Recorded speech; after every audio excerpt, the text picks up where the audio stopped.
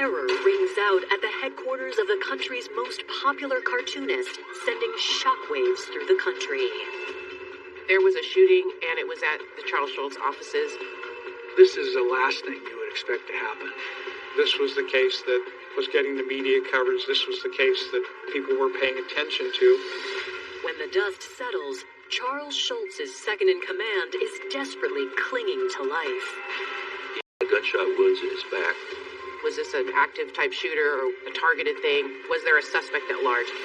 The search for the shooter will expose a crack in the picture-perfect lives of a local power couple. He fell for a woman much younger than him. She wanted to spend the rest of her life with him. Charles Schultz had threatened both of them to stop this. She had this feeling of, I think, ultimate betrayal. She said, if I can't have him in this life, I'm sure as hell going to have him in the next one because we're both going to hell together. Was this a crime of passion or something much more calculated? I never had any doubt about her mental capacity. She planned it, premeditated it. They saw her as this person who had lost everything. She talked about why she did it and how he had made her life miserable. I don't think anyone would say what she did was okay, but they can understand why she did it.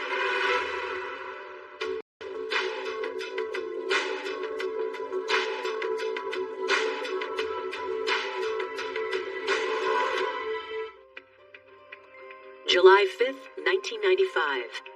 It's a quiet morning in the sunny town of Santa Rosa, California.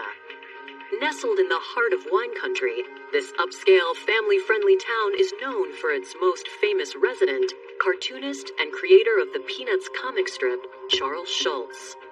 I've lived in this county for almost 50 years now, and Sonoma County's all-time leading citizen, without question, is Charles Schultz, and everything he brought to this community, both in terms of Peanuts and his wife's philanthropy. Jean, she's a great philanthropist. Santa Rosa is a larger town, but it still has a rural feel to it. I'm going to cruise around. I'm going to get to know my beat, get to know the people in my beat. But just before 11 a.m., the serenity is shattered in the most unlikely of places. The 911 call came in from someone who worked in the office. This is the last thing you would expect to happen at Charles Schultz's studio. This is a place where families come. Within minutes, officers arrive on the scene. There was a gentleman face down, not moving. There were people standing out, things like that. There's a lot of chaos. People are yelling. Nobody was saying anything. That just really stood out to me as something very eerie. It was just very obvious that everybody was shocked. Witnesses identify the victim as 53-year-old Ron Nelson, Charles Schultz's business manager. He occupied a very prominent position in the whole Schultz operation. He had been working with Schultz from about 1972. He was the first vice president and the treasurer for the company, and he was very much involved in helping to develop and market products from the Peanuts cartoon strip. Mr. Nelson had gunshot wounds in his back. He was basically close to death when they arrived, mainly from blood loss. Medics attend to Ron, while officers race to clear the scene. There was a lot of concern about, was this an active type shooter or was this a targeted thing? And, was there a suspect at large? As officers secure the building, they find another injured person. We had our weapons drawn for our safety, and we found a female laying on her back on the floor in the back office. She had a gunshot wound to her chest. She's conscious enough to identify herself as Shirley Nelson, Ron Nelson's wife. It was not something that we ever responded to there. Why is this happening? What's going on?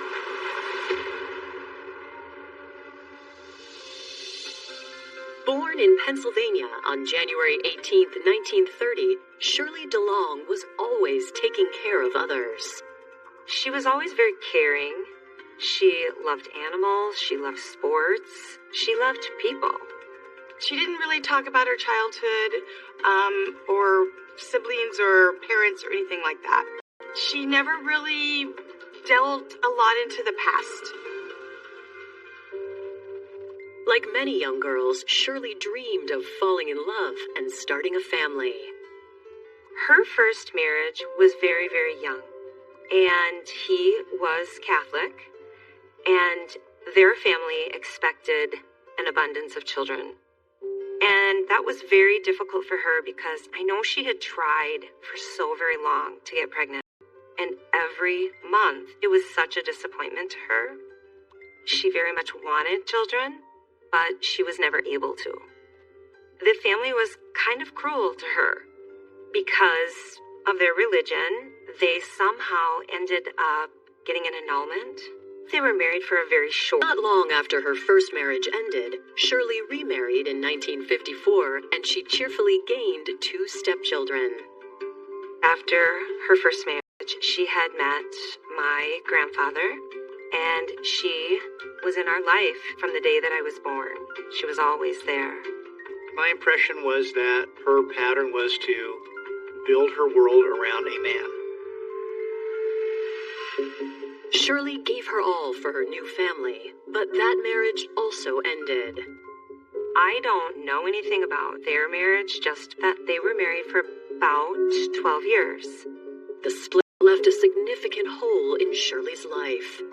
She had no professional training, no skills outside of the home. Shirley struggled to find her own identity as a new divorcee. But that all changed when she met handsome 24-year-old graduate Ron Nelson in 1966. Her and Ron met in a bar in Minneapolis. He had just graduated and got his CPA. She was out with a bunch of girlfriends. She was about 11 or 12 years older than Ron. She was older than Ron, but I don't ever feel like she felt that was holding their relationship back. She never ever looked her age. She looked very young. She loved that. No one could guess her age. And Ron liked that too. She was always very well dressed, and he liked to show her off. In Ron, Shirley finally found someone who made her feel fulfilled. Ron knew that Shirley couldn't have children, and he was okay with that. After less than a year of dating, the two tied the knot in 1967. And shortly after, Ron landed a coveted job within the Charles Schultz empire. Mr. Nelson was the business manager for Charles Schultz. Ron did a lot of the licensing agreements around the world. It was a vast, vast empire of stuff everywhere. Ron's prestigious position came with an equally elite paycheck. They got swept up into the world that they lived in for so long, in the Schultz universe. And it's a pretty dynamic place to be. Her marriage to him gave her access to the Charles Schultz Community Society. They lived in a country club in Santa Rosa. They did live on the golf course. They had a pretty strong practice of getting out their golf cart, bringing their little dog, and playing a few holes at the end of each day. Shirley and Ron did dinner parties, they traveled, they did golf tournaments and fundraisers and so forth. They were just... Had a bit of an arrogance about her from being in that position of, wealth and her husband being well known. In May of 1995, the Nelsons celebrated their 28th wedding anniversary. On the surface, it seems like Shirley and Ron are living the dream. But on July 5th, 1995, the two are clinging to life after suffering gunshot wounds. They found Mr. Nelson out in front of the office of Charles Schultz. He was almost dead. Inside, officers radio for paramedics to help Shirley. My job is to make sure that the scene is safe, so my priority was locating a weapon. Where was the gun? Coming up, a high-stakes love triangle is revealed. He was aware that there was some marital problems. Everybody was shocked at what had happened. I don't think she could handle it, and she didn't. If I can't have him, you're not going to have him either.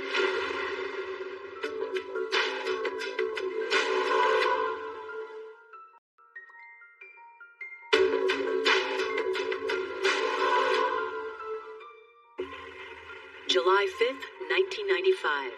Santa Rosa detectives are called to the scene of a shooting at the offices of Peanuts creator Charles Schultz.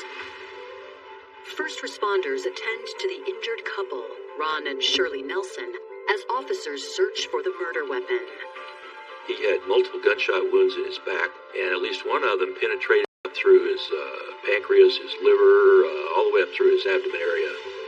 Paramedics rush Ron to the hospital. He had lost his pulse, dropped his blood pressure, and I think he was also kind of DOA.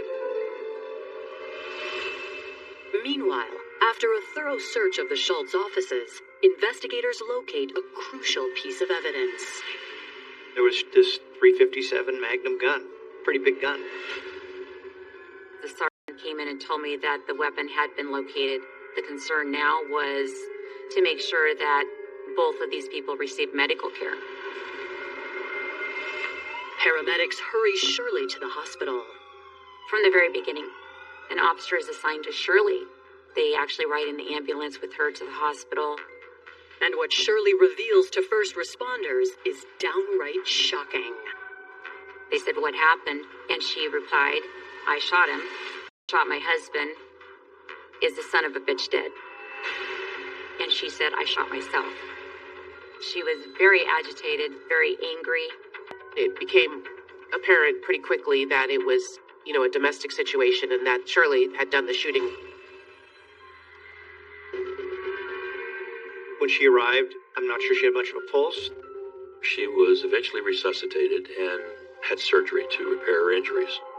There was a lot of damage, and it was a very serious surgery, and they weren't sure she was going to make it.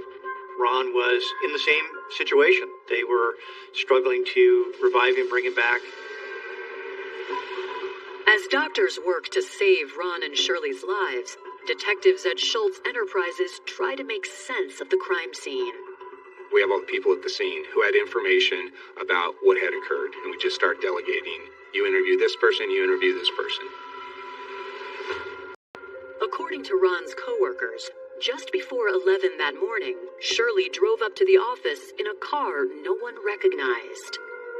She just wanted to be able to get access to the office without being detected. I think that if her car had pulled in, there was a chance that someone else would let her husband know that she was arriving. She parked right in the front, got out of the car and walked in. She had these great big sunglasses on. But investigators say Shirley's efforts to go undetected were misguided. It was just bizarre. Anybody who saw her said, "Oh, there's Shirley, dressed weird." I mean, she's very distinctive, and they would have known who she was. They were very familiar with her. Shirley Nelson had come in there and said to the receptionist, "Is he in there?" And then she went into his office. He stood up, and she shot him twice in the back, and apparently fired at least other rounds and missed him. There was no doubt that she was the one who shot him. Detectives are eager to talk to a key witness, Ron's closest colleague, his boss, Charles Schultz. He actually said he didn't even hear the gunshots because his office was at the other end of the building. Mr. Schultz says though he didn't see the shooting, he thinks he knows what caused it. He was aware that there was some marital problems because I think Shirley and Ron and Jean Schultz and Charlie, I think they had a social relationship, outside of work also. And he was aware that the relationship was not going well. He said Ron had an affair with his secretary, and it was something that he kept hidden for a while. Ron, he was 50-something at the time. She was, I believe she was 41. He fell for a woman who was much younger than him in his work situation. Mr. Schultz disapproved and said that they should find a way to end it. His concern was that it could lead to some kind of sexual harassment lawsuit. He was very adamant. He had been very vocal and had threatened both of them to stop this or that they were both risking termination. He warned him not to do it, and he did it anyway. Family members say just a month before the shooting, Ron finally came clean with Shirley, and she took the news pretty hard. She was physically upset, tearful, hysterical would probably be a better word. The fact that it was his secretary and they were working together was a big blow. Shirley, historically, she builds her life around her man. She viewed, I need to keep a perfect home. My man comes home, he has to have his drink ready for him, dinner ready, on the table. That's who she was. Though blindsided by the affair, Shirley's closest friends say the relationship had started deteriorating much earlier. Shirley had a stroke in 1991, and I think that was the point where Ron just realized she is much older and that he saw then that age gap. And I think slowly but surely that chipped away at him. That changed her quite a bit. She didn't have any physical signs of a stroke, but that was an eye-opener of where her age possibly was and her health. Obviously, it exposed her fragility. I think that impacted him and his view of her being with a significantly older woman, and I think that changed the relationship. Friends tell detectives after her stroke, Shirley was determined to get the relationship back on track. She had tried dressing nicer, which she was very well dressed and very put together. She tried to lose weight, to tone her muscles. Her goal was just to win him back. After speaking to witnesses at the scene, authorities shift their focus to the car Shirley drove to the office and identify it as a rental vehicle. We found out it was registered at whatever rental fleet, and we just start backtracking it. And then that leads us to, hey, did you guys rent this car? Who'd you rent it to? And that's how that starts. To detectives, the rental car suggests Shirley was attempting to enter the office unnoticed. I think that if her car had pulled in, there was a chance that someone else would let her husband know that she was arriving. He could have gotten out of there before she got to his office. That's where Shirley's car was, so we served a search warrant on that to get inside the car. Inside Shirley's personal vehicle, detectives find .357 caliber bullets and a receipt for a Smith & Wesson revolver. She had purchased this gun at Montana Hawk. Police interviewed the owner of the gun shop about how she had bought the gun. The timing of Shirley's visit to the gun store falls eerily in line with the demise of the Nelson marriage. By June 8th, I believe, Ron had already left the house and had moved out. And she went to this gun shop around June 15th. She had gone down to the store to buy the gun and filled out the paperwork. But state law says there's got to be this 2-week waiting period so a background check can be done. The gun store owner says in the interim, Shirley took lessons. She met a man named Mac Scott, who was an ex-sheriff officer in the county, and Mac had an indoor gun range. He gave her lessons and started teaching her how to shoot this .357. She was going down there, on a fairly regular basis, practicing and shooting the gun. Coming up. Against all odds, Shirley and Ron survive, each with their own crazy story to tell. She said to him, "You destroyed my life. You're going to hell with me." And investigators wonder, was there another intended target? Shirley expressed a lot more disdain for Eileen than she did for Ron. She commented that she wished she had taken her too.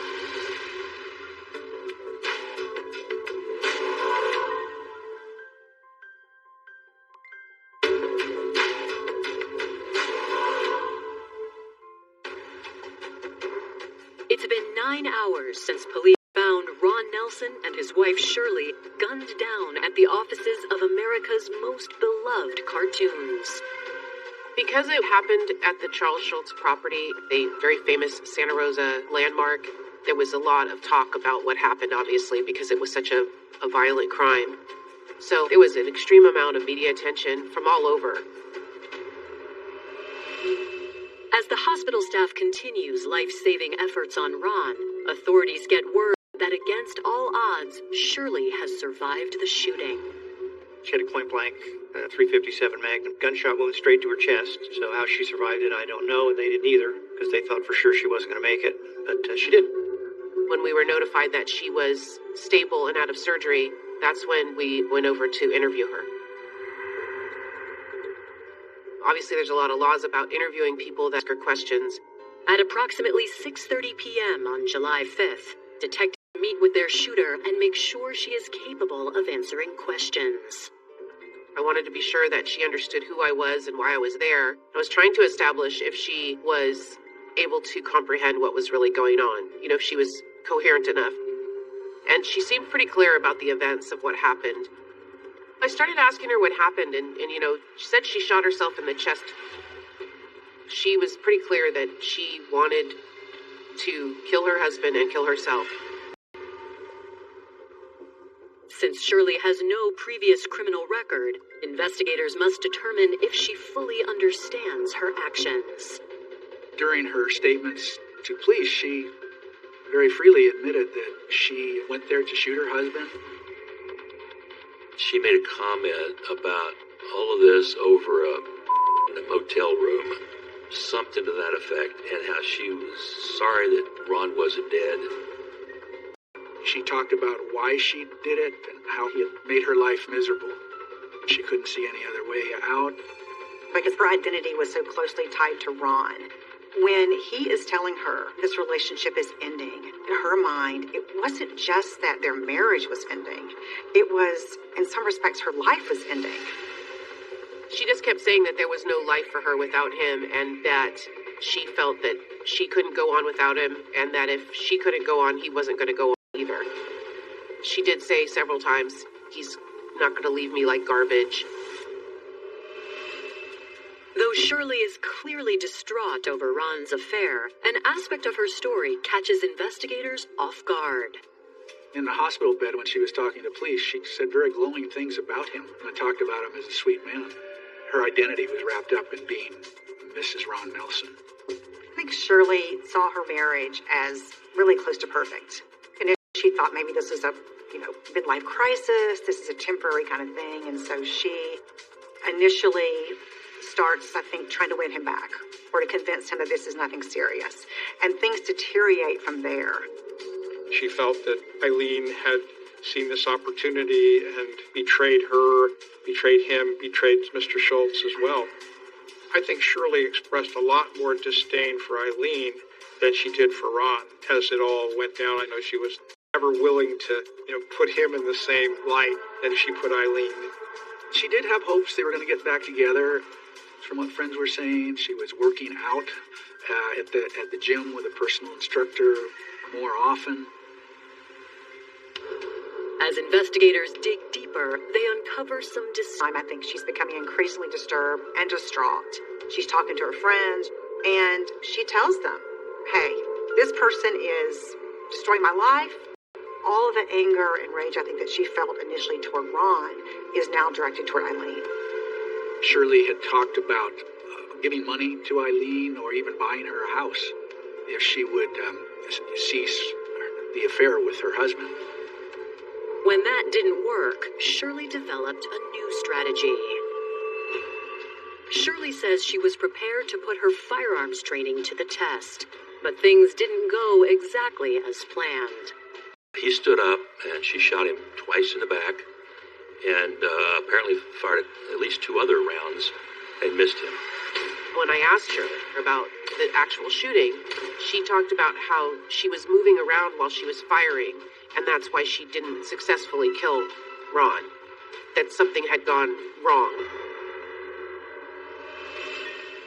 And according to Shirley, there was one more mark she missed that day. She had apparently missed being able to shoot Eileen Christensen. She also commented that she wished she had taken her too. While Shirley spills her innermost thoughts to investigators, they learn Ron has miraculously survived his injuries.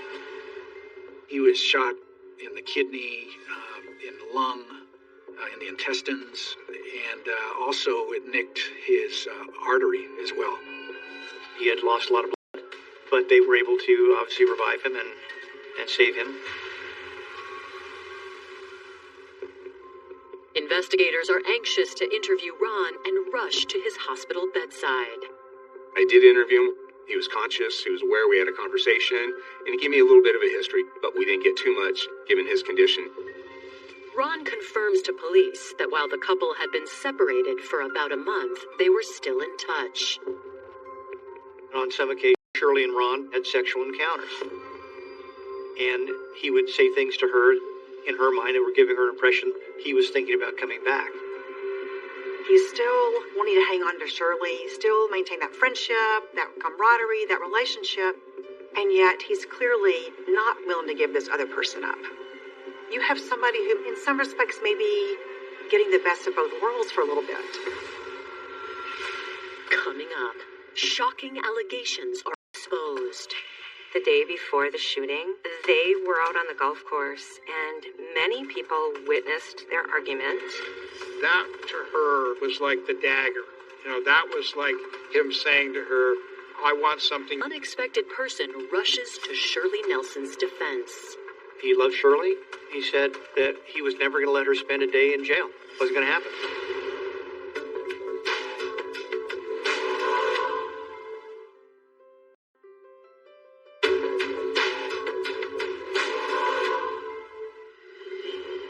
Investigators are interviewing Ron Nelson after he has survived an alleged murder-suicide attempt by his wife, Shirley Nelson.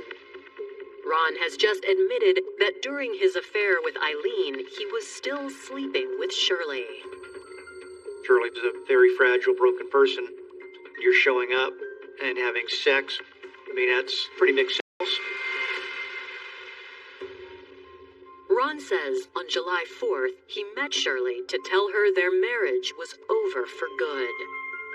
The day before the shooting, they were out on the golf course, and many people witnessed their argument. He kept at her and was telling her she wasn't good enough. And that's when investigators say Ron dropped the final bombshell. Ron said, "You're old. I found someone younger. We're having children, and we're going to build a life."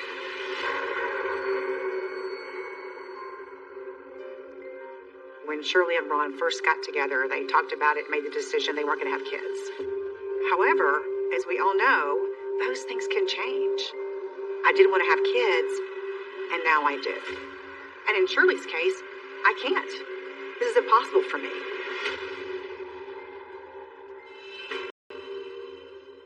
I think that to her was like the dagger. That was like him saying to her, I want something you can't give me, and I have somebody else who can maybe give it to me.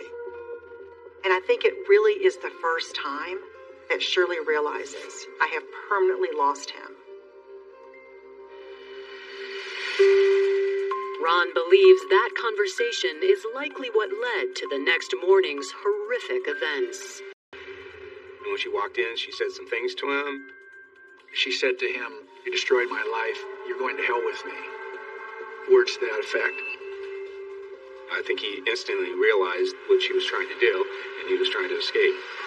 He sort of tried to crouch down to get away from it, and he was hit twice by the bullets. There were 5 bullets in the gun, and she fired all 5 of them. The final bullet was the one she shot herself with. Because it happened so quickly, there wasn't a lot of in-depth, and what'd you do next? What'd you do next? Detectives with Shirley. We believe there'd be evidence of the crime at the house. We got in there, and on the table, you had a variety of different letters to different people. She had left some of their wedding photographs out, along with 10 letters that she had written, both to friends and also to Charles Schultz. When you read the letters, it was mainly about the depth of love she had for Ron. Despite all the things that he was doing to her, she wanted to be with this man. She said, if I can't have him in this life, I'm sure as hell going to have him in the next one because we're both going to hell together. And she then started this process of getting her financial business in order. She wrote letters to all of her friends saying goodbye and explaining what she was doing. On July 6th, less than 24 hours after she attempted to kill her husband, detectives arrest Shirley Nelson. I went to the hospital where Shirley was, walked in, identified myself, Tom Schwedhelm, Santa Rosa Police Department, and I'm placing you in arrest for the attempted murder of your husband, Ron Nelson. I think she was anticipating it coming. In the following days, she remained at the hospital because of her injuries and because of her mental state. It was the treating psychiatrist who said things like she was delusional. She felt like she was going to join with him and, in the afterlife and those kinds of things. This is somebody who needs ongoing care, that if she doesn't have some ongoing care and more intensive care than we can provide here, she may do it again. She may hurt herself. So we need for her to get some more treatment before we can release her. She was at the mental health facility for a period of time, and then when they released her, she went to the county jail. The judge didn't want to give bail to her, but I was able to convince the judge that as a matter of law, she was entitled to bail. And he reluctantly said, okay, $2 million. Well, at that time, $2 million bail was unheard of around here. The price tag seems outrageous, but soon, an unlikely and powerful ally steps in to help. He said that he was never going to let her spend a day in jail. Wasn't going to happen. He loved Shirley. He respected Shirley. Coming up, Shirley's mysterious benefactor is revealed. I find out that he's ready to put up a $2 million cashier's check to bail her out. And will Shirley's story resonate with a jury? The media was pretty hard on her. One of the quotes that I recall was, "Money talks and privilege walks."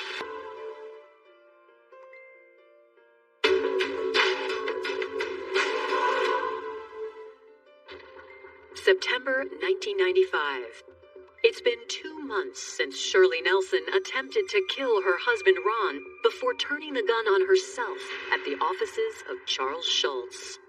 This was the case that was getting the media coverage. This was the case that people were paying attention to. With bail set at $2 million, it appears Shirley Nelson will remain in jail.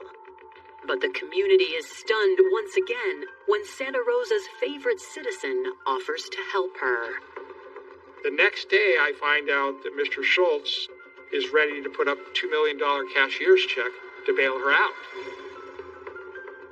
He also recognized, knowing Shirley and who she was, that this was completely out of character for her and that she needed help. She didn't need to be locked away in a prison. He called me up and said, "Got the money? Let's go get her." After she was released from custody on bail, she rented a place in Oakmont, clear on the opposite side of town from where Mr. Nelson was still living, in the family home. There was controversy over her not being in jail because people felt that there was a double standard for people who had money and also people who had notoriety or celebrity status. The media was pretty hard on her. She was wrong. She was. Despite his close relationship with Ron, popular cartoonist Charles Schultz remains steadfast in his support of Shirley. Charles Schultz, he made a very strong statement at that point to Eileen and to Ron. "I don't like what you did, and I'm willing to support her." On April 23, 1996, nearly a year after the shooting, Shirley's attorneys hope the jury will be as understanding of their client's plight. Shirley was charged with attempted murder. The whole crux of the case was what her mental state was at the time and whether she was capable of premeditating and having the rational ability to do this. Shirley pled not guilty by reason of insanity. Prosecutors allege Shirley knew exactly what she was doing. I never had any doubt about her mental capacity. She knew it was against the law. She knew it was criminal behavior. She intended to kill her husband, and that she planned it, premeditated it, and went through a series of steps to carry it out. Going and buying a weapon and learning how to shoot a weapon, those are not things you do in... The defense counters by arguing that Shirley was in an emotional freefall following the separation from her husband. She fell apart pretty hard. He was her everything. Her identity was him being his wife and his partner. And so it was pretty devastating for her. Shirley is trying to win Ron back, and at the same time, I think she's becoming increasingly disturbed and distraught. These are all things that are kind of building up each day and then culminate with the argument on July 4th. An argument the defense says finally broke her. She always wanted children. So that had this feeling of, I think, ultimate betrayal. Certainly was kind of like the straw that broke the camel's back. With both sides passionate about their stance, no one knows which way the jury will go. It was a hung jury 9-3 in favor of acquittal of first-degree attempted murder charge. And I think at least 9 of the jurors did not believe that she had the requisite state of mind to be a cold-blooded killer. They saw her as this profoundly depressed person who had lost everything, that she was compromised mentally by her situation. I think many members in the community, not just those 12, think before you start, cheating on your wife, end your marriage. There's a right way to do it and a wrong way to do it. I don't think anyone would say what she did was okay, but they can understand why she did it. Rather than opting for a retrial that might elicit the same outcome, prosecutors offer Shirley a deal. Her plea agreement was that she pled guilty to attempted murder, which made her technically eligible for probation. On April 16, 1997, Shirley accepts a plea bargain of 1 year in jail, 5 years probation, and 3,000 hours of community service. I do think the sentence was extremely lenient for attempting to kill somebody. This case did generate a fair amount of controversy. One of the quotes that I recall was that money talks and privilege walks. In the end, Shirley serves about 6 months behind bars. The other time she was basically in a mental facility. I think that being in custody and doing all the hours of community service at the Santa Rosa Food Bank were transformative for her. Because it gave her a chance in a very weird and strange way. A lot about the girls that she'd met there. I really believe that those women helped Grandma to understand she could rebuild her life. I believe that she was a different person in the retrospect, that she saw things in other people that maybe she hadn't seen before or just had her eyes close to. 27 years later, Shirley's story continues to be shared in hopes that it inspires others battling with their mental health to seek help. We need to re-educate ourselves so that there are avenues and ways for people and places for them to deal with these things so they don't get to the desperate position of either wanting to kill themselves or somebody else. It's so important to get help in those situations because there is always life on the other side of that. I feel like Grandma went full circle. She regretted it. She's said time and time again, I'm glad he didn't die. She forgave herself, and I think that was a big part of healing. She did a lot of volunteering. That was her life. I think she did a lot of good. She did a lot more good than she would have if she would have gone to jail for the rest of her life.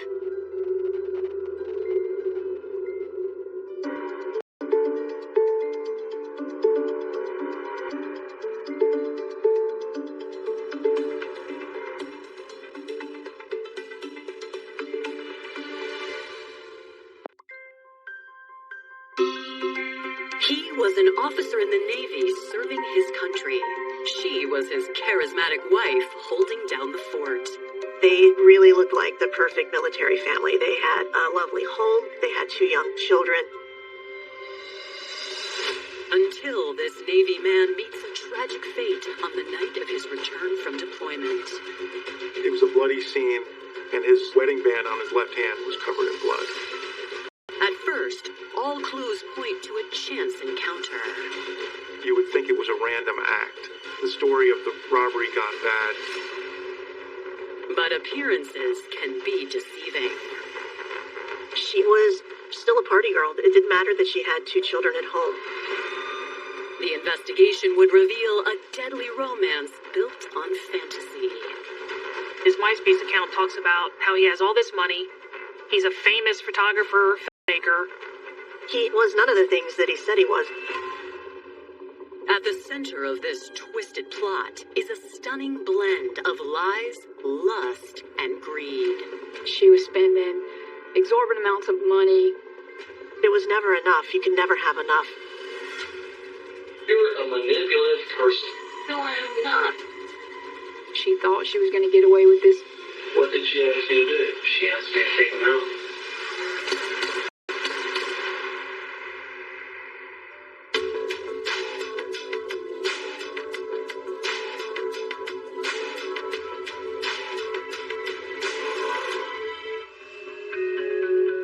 Newport News, Virginia, 2007. Newport News, Virginia is in close proximity to Norfolk, Virginia. Naval Station Norfolk is the largest Navy base in the world. It has a large military population, specifically sailors and naval personnel assigned to the surrounding bases. At just after 6 a.m. on April 29th, local authorities receive a call that one of those sailors may be in peril. Newport News Police and Fire. Hi, I need to see if my husband's got into an accident or something in Newport News. The 911 caller, 32-year-old Kat Voss, reports that her 30-year-old husband, Navy Ensign Corey Voss, didn't come home the night before. She basically gives them the information about how she sent him to the ATM the night prior to get money so that she could have money to give the kids for their lunches the next day at school. And he never returned. She had contacted the ship and hospitals looking for him. She was very worried and nervous because this... Within hours of filing the missing persons report, another 911 call comes in. This time from a woman at an area strip mall just down the road from the Voss home. A woman who was working at a doctor's office actually was walking to work from her parked car and saw a man slumped over in the driver's seat of his truck. She called it in because it was a suspicious vehicle, and this man needed help immediately. When the police came, they realized that it matched the description of the vehicle that Kat had reported missing earlier that day. He was discovered deceased in his vehicle, and at this point, it's deemed a homicide investigation. The victim also matches the physical description of Corey Voss. Police run the license plate number, and the truck belongs to Corey. When homicide detectives arrive, they quickly establish the cause of death. They discovered that Corey had been shot multiple times. It was a very graphic crime scene. He had been shot 5 times in the abdomen, chest, and arm. It was a bloody scene, and the wedding band on his left hand was covered in blood. For something like this to happen to an active service member was especially upsetting and shocking to absolutely everybody. At first glance, investigators wonder if robbery could be in play. Normally, people that are, trying to commit a robbery or trying to get in and out very quickly, drawing as little attention as possible to them. So it seemed like a bit of overkill for just a random robbery. Why was he shot so many times? All those are red flags to investigators where we have to dig deeper into the background of everyone who's involved in Corey's life.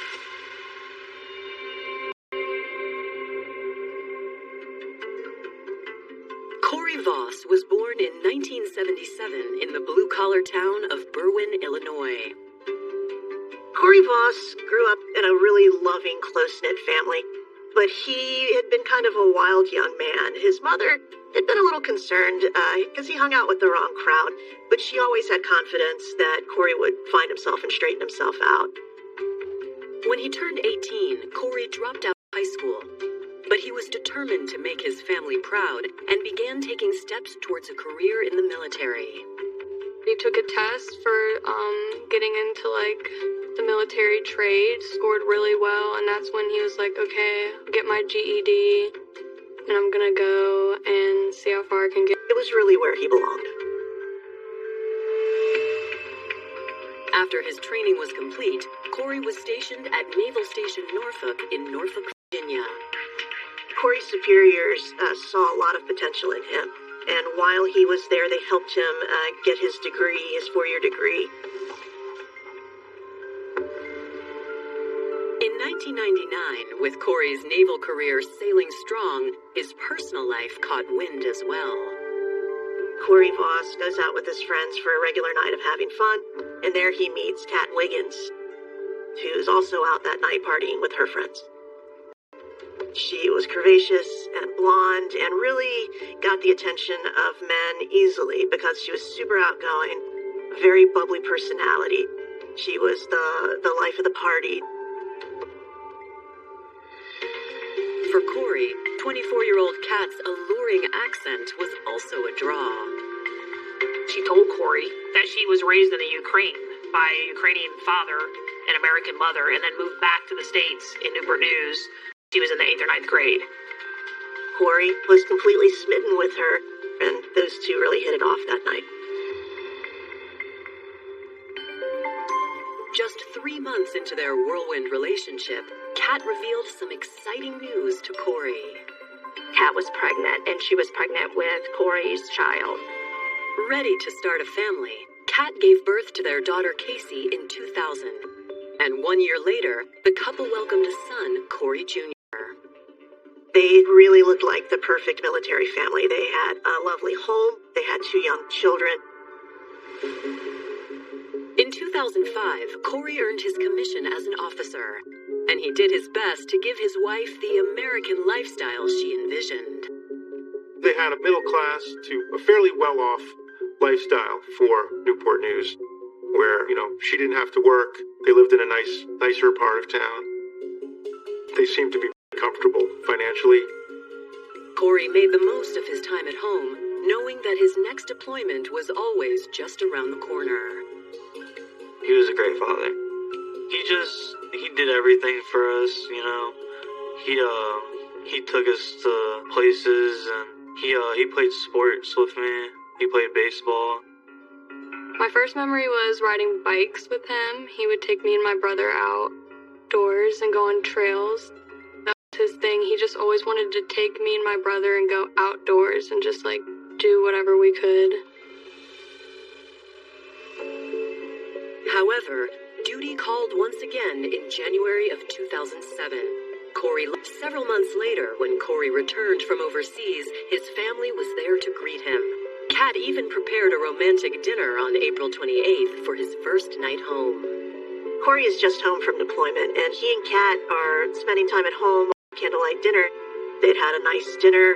It was time for bed, and Kat realized that she didn't have money for the children's lunches, and so she sent her husband to the ATM right down the road to get money.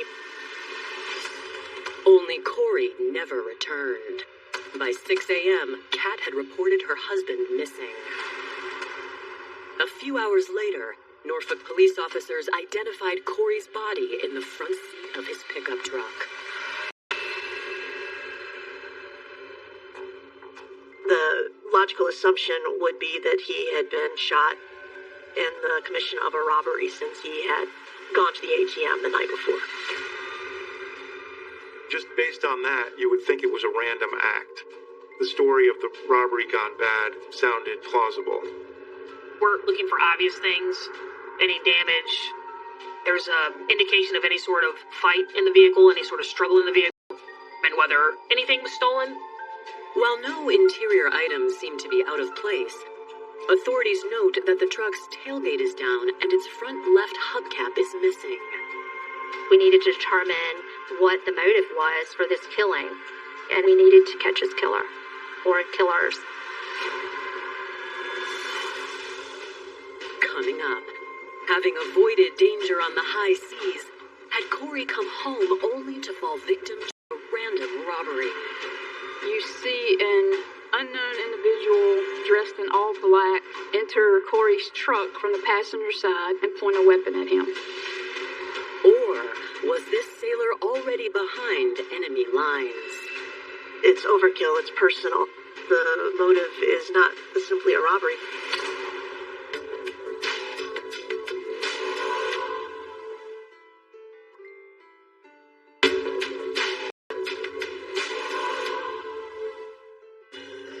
After finding 30-year-old Corey Voss shot to death in his pickup truck, detectives with the Newport News Police Department suspect that the Virginia-based Navy officer may have been the victim of a robbery gone awry.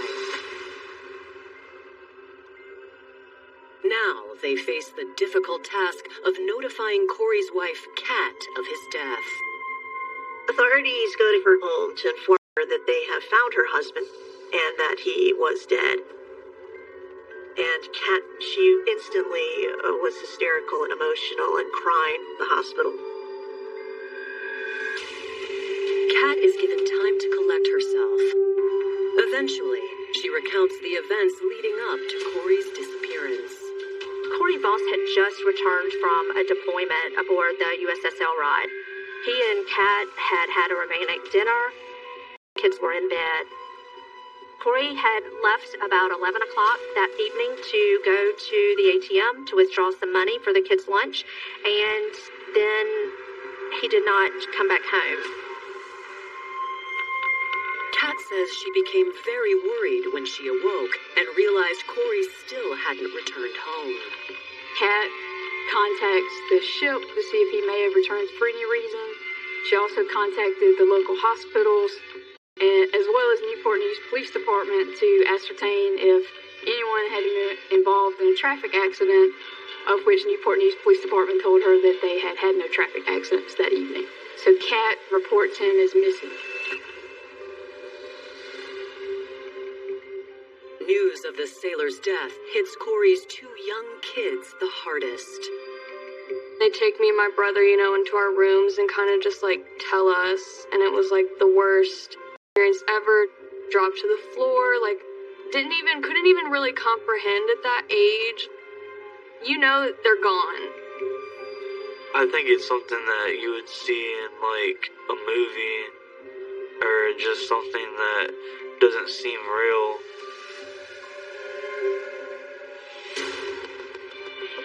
Investigators' next move is to notify the naval station that one of their own has been killed, and word spreads like wildfire. When one of our Navy members are involved in some sort of crime or a victim of some sort of crime, NCIS is usually assigned to that local police department to assist them. It was obviously on the news, in the media, and, to have an active duty naval member killed, and obviously at first, you don't have any witnesses, you don't have any suspects, so what happened in this community was very shocking and concerning to the residents.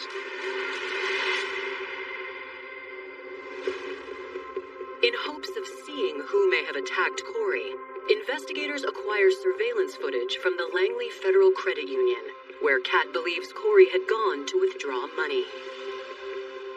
The footage was very grainy, but it did show that Corey came to the ATM and he was attempting to withdraw money. He attempted 3 times to withdraw money. We actually pulled the ATM. That came back insufficient funds. Same thing with $40, same thing with $20. The video shows Corey returning to his truck. Moments later, Corey is taken by surprise.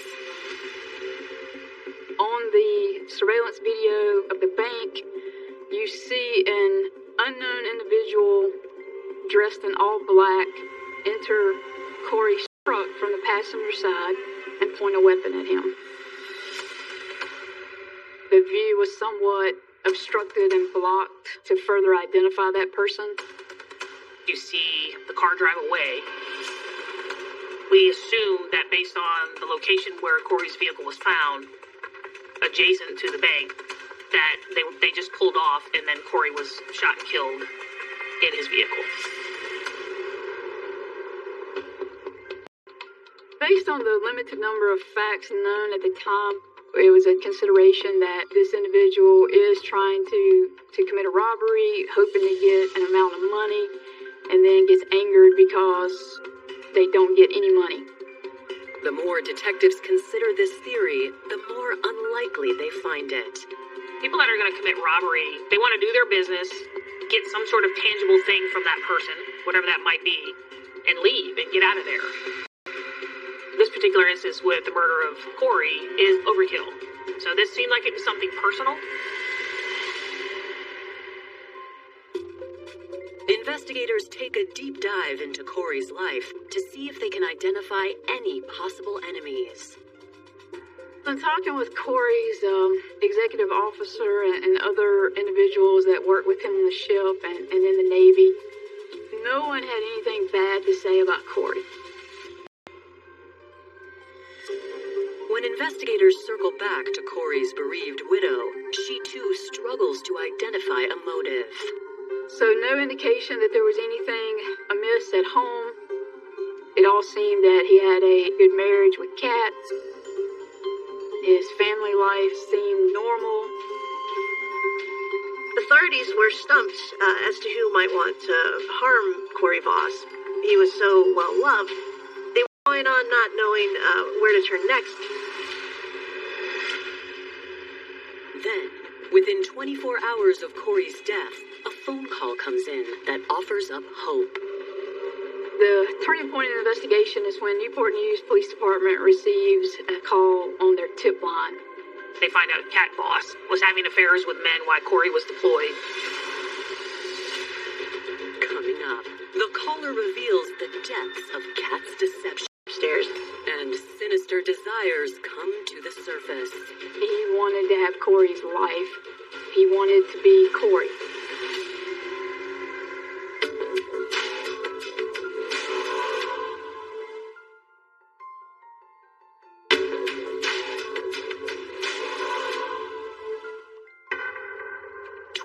Hours after 30-year-old naval officer and father of two Corey Voss was found shot to death in a small parking lot, investigators have yet to identify a suspect in his murder.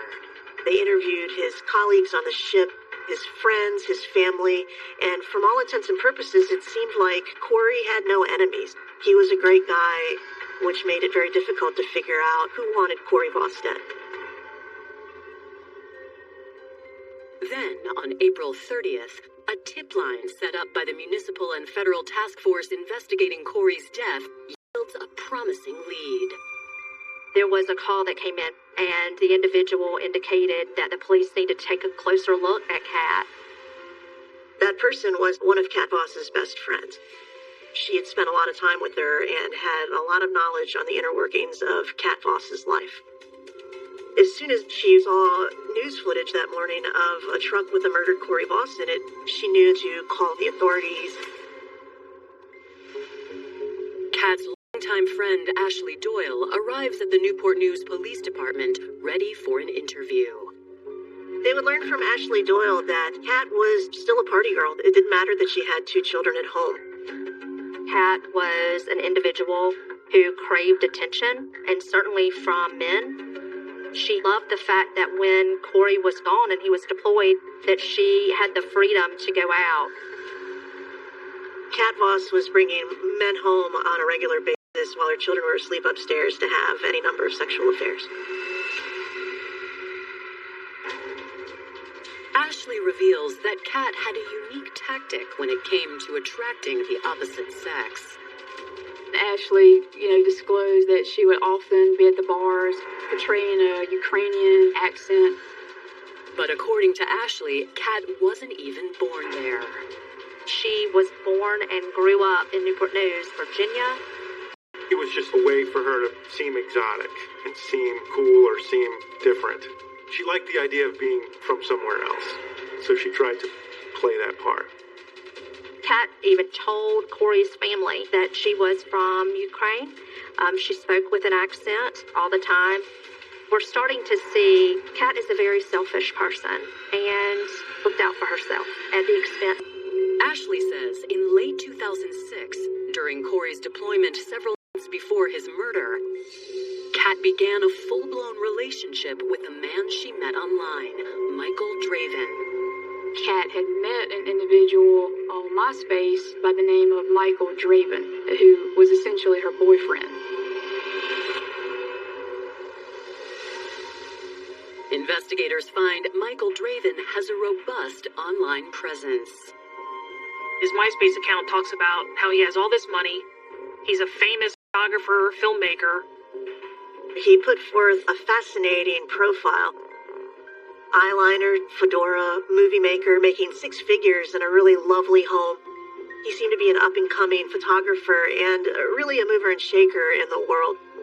But as investigators dig deeper, they find that, like Kat, Michael also enjoyed pretending to be someone he wasn't. Michael Draven is not his real name. Michael Draven was none of the things that he said he was. His name was Anthony Neff. He lived with his mother in Newport News, Virginia, and to earn money, he delivered papers. So he didn't have the successful filmmaking career as he portrayed himself to having. We learned through his family he had actually changed his name to Michael Draven to mirror the character out of the movie The Crow. Michael Draven and Kat Voss were a perfect match because neither of them were real people. They were both people who had giant, outsized imaginations of who they actually were in life. But the biggest red flag comes when investigators look at Michael's social media posts in the days following Corey's death. Draven was actually posting photos of Kat and Corey's children, indicating that they were his children. Michael Draven wanted to be Corey. He wanted to have Corey's life and be involved with Kat and the children, just like as if he were her husband and he was their father. Did Michael go so far in his desire to be Corey to actually kill? And was Kat pulling the strings? Investigators decide to take a look at Kat's financial records. Kat is the spouse of the next of kin. Corey, upon his death, pretty immediately received the $100,000 death benefit from the military. That's, normally paid out fairly quickly. While the case stalls, detectives keep a close watch on Kat's accounts. And in the 3 months following Corey's murder, they notice her spending has spiraled out of money. She went on a trip to the Outer Banks of North Carolina with Michael Draven and with the children, spending money at the hotel, restaurants, jewelry, clothing. She put Draven up in an apartment and paid the rent for this apartment so that he was able to move out of the trailer with his mom. Kat had blown through that money in about 3 months. The entire $100,000 she had blown. Kat was initially due an additional $400,000 from Corey's life insurance policy. However, before she could receive the full amount, she had to be cleared of any involvement or any wrongdoing related to the death of Corey. Unbeknownst to her, the detectives had put a hold on her money because she was under investigation. Now, Kat did not know that at the time, and she was obviously getting very upset because she wasn't getting the rest of her money. Kat was sending emails to the insurance company discussing about how difficult it was for her psychologically, emotionally, that she was unable to pay her bills. Obviously, receiving this money and how quickly she burned through the money and what she was spending it on was a clue to us that perhaps the motive for this killing was money. Investigators have plenty of suspicions, but what they need is proof. They place wiretaps on both Kat and Michael's cell phones. The move works. The couple begins communicating almost non-stop. They're speaking to each other constantly. It's very clear, though, that they're nervous and very scared of what's going to happen next. He wants my money. More money. Coming up, investigators close in on a new suspect. Said that you and David was talking. All of us just gasped because it was a surreal moment. You don't get this every day. And when investigators confront Michael Draven, his loyalty to Kat will be tested. And you could not do that. No, I can't kill a person.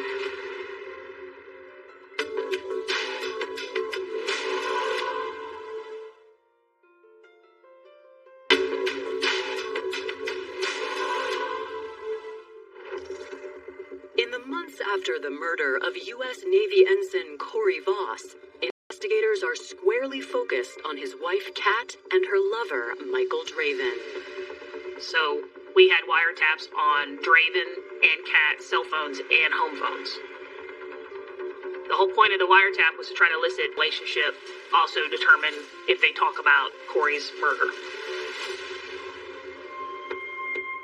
During the review of these conversations, Kat indicated that she had been talking to someone named David. You and David was talking. You told him what's going on? Yes, I did. He wants my money. More money? Yeah. So that led to who is this David and what is his involvement with this investigation? Once that name was being said, we researched Draven's MySpace account and determined that he had a friend by the name of David Runyon. What we learned about David Runyon was that he was back in the Army. At one point, he was a sharpshooter in the Army. On December 11th, almost 8 months after Corey's murder, detectives make a bold move. They staked out his home, and as soon as David Runyon left, they executed a search warrant. Within that residence at the trailer, we located a backpack that belonged to David Runyon. And in that backpack, we found a handwritten shopping list. And on that list was a tarp, boots, a knife, and a black hooded sweatshirt. That's very important because the individual that entered Corey's vehicle at the ATM at Langley Federal Credit Union was wearing all black. We found a box of Winchester .357 ammunition. 5 rounds were missing from that box, which is important because there were 5 rounds fired at Corey Voss, and ultimately, that is what killed him. After trailing David Runyon, officers pull him over and place him under arrest. David was cooperative, seemingly unfazed by the traffic stop, didn't show any emotion to the police or to the agents that were there. We conducted the search of his vehicle at that time. In the center console of the vehicle, underneath the compartment, we discovered a photograph of Kat and Draven, and we also discovered a map of the Tidewater, Virginia area. The map offers the most damning clue. What was important about this map was handwritten on the map, Corey's name. Also, Langley Federal Credit Union, and a description of Corey's car down to the part that his tailgate. When we found the map in the vehicle, all of us just gasped because it was a surreal moment. You don't get this every day. 27-year-old David is arrested on the spot and taken in for questioning. You've got a map in the console of your truck, right, of Newport News, Virginia. Right? And somewhere in here, you've got written Langley Federal Credit Union. 97 Gray Ford Ranger, hubcap missing, tailgate down, J. Morris Boulevard, Corey. Could you explain that for me? I don't remember writing that. You have a picture of Michael Draven and Kat Voss. All we're asking you to do is confirm what we already know. We're asking you to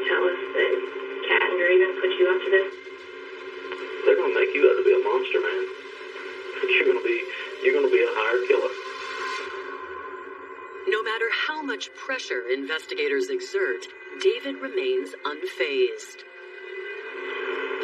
Oh, man, it sounds like me. I'm going to be a lawyer. Word of David's arrest has somehow made its way to Michael and Kat. Wire was still up. We were still monitoring conversations between Kat and Draven. And at that point in time, they had learned that David had been arrested for Corey's murder. And Draven was completely agitated about this news and very distraught. Once they begin their search for Michael, investigators don't have a hard time finding him. Michael Draven was so despondent that people called in reporting seeing this man wandering around Newport News looking very upset and sad, potentially suicidal. And authorities were really worried at that point that Michael Draven would kill himself and that they wouldn't be able to question him. So they immediately went out looking for him. They located him essentially roaming around on the street. And that's when they picked him up and transported him to the police station to interview him.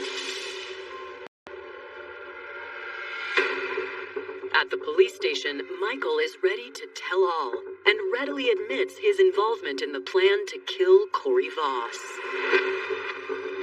Michael tells them that back in January, Kat first brought up the idea of murdering Corey, and she wanted Michael to do it.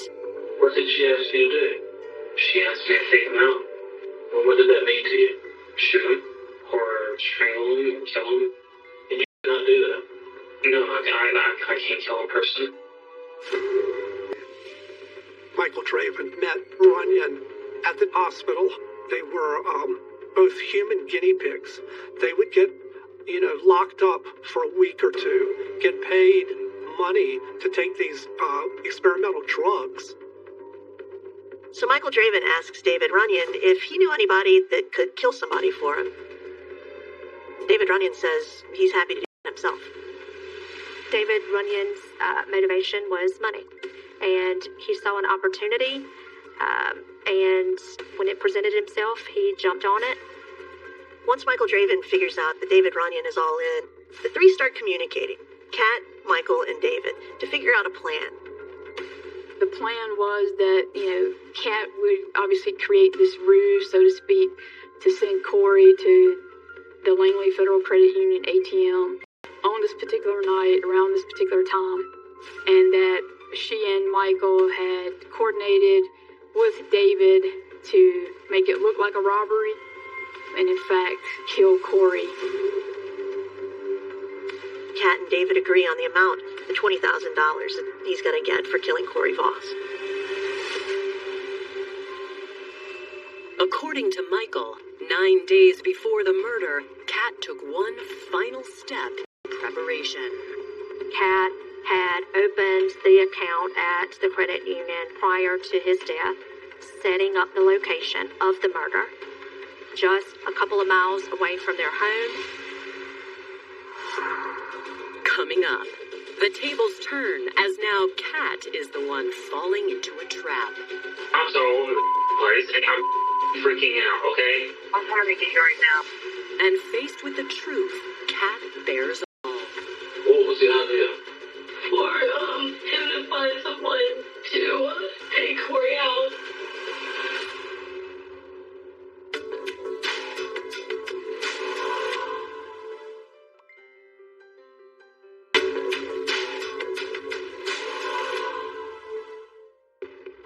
In his confession on December 13th, 2007, Michael Draven admitted to participating in the murder-for-hire plot that claimed the life of Naval Officer Corey Voss.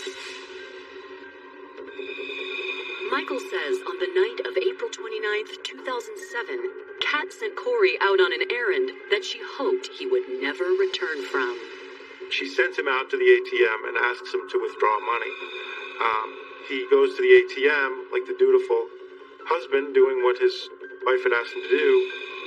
But the bank account only had $5 in it, due to the fact that there was a minimum of $5 to open it, which is why when Corey was trying to withdraw the money from the ATM, he could not withdraw the money due to insufficient funds.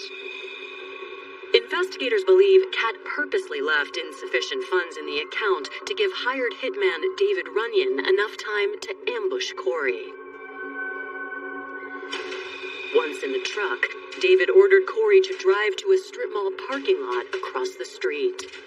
When he pulls into the parking lot across the street from the ATM, he shoots Corey Voss 5 times.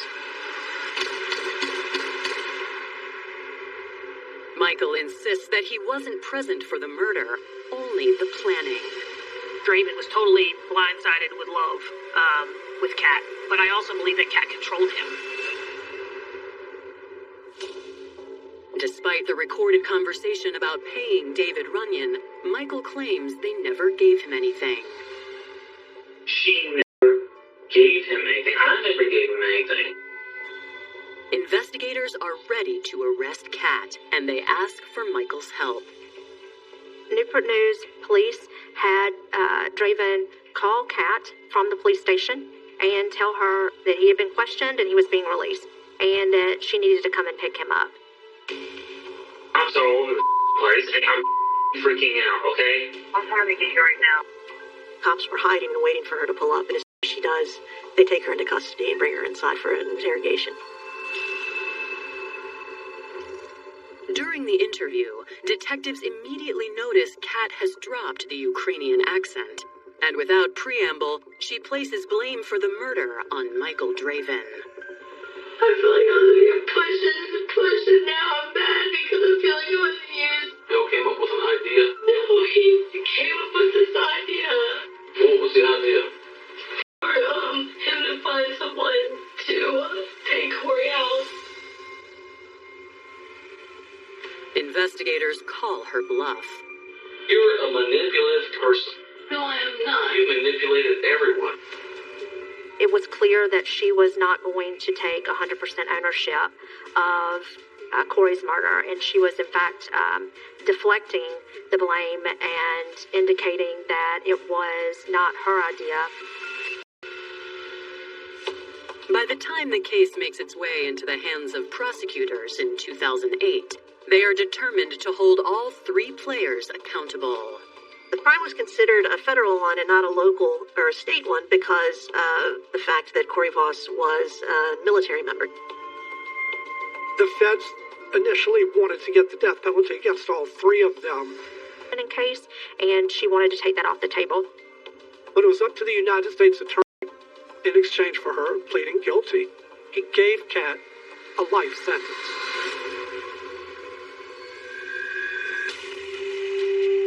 Both Michael Draven and David Runyon went to trial. For Draven, he was found guilty and sentenced to life without parole. And David Runyon was sentenced to death. With Kat's guilty plea, the motive that investigators suspected all along is confirmed. She thought she was going to get away with this. She would come out with, $500,000 richer and be able to live her life with Michael Draven. She sought to find men who would support her and her spending ways, but it was never enough. You could never have enough. There is no doubt that Kat Voss was the driving force behind Corey's death. Clearly, she stopped at nothing to get what she wanted. I feel like I just have nothing to say to my mom after what she did. I don't know if I would ever forgive her.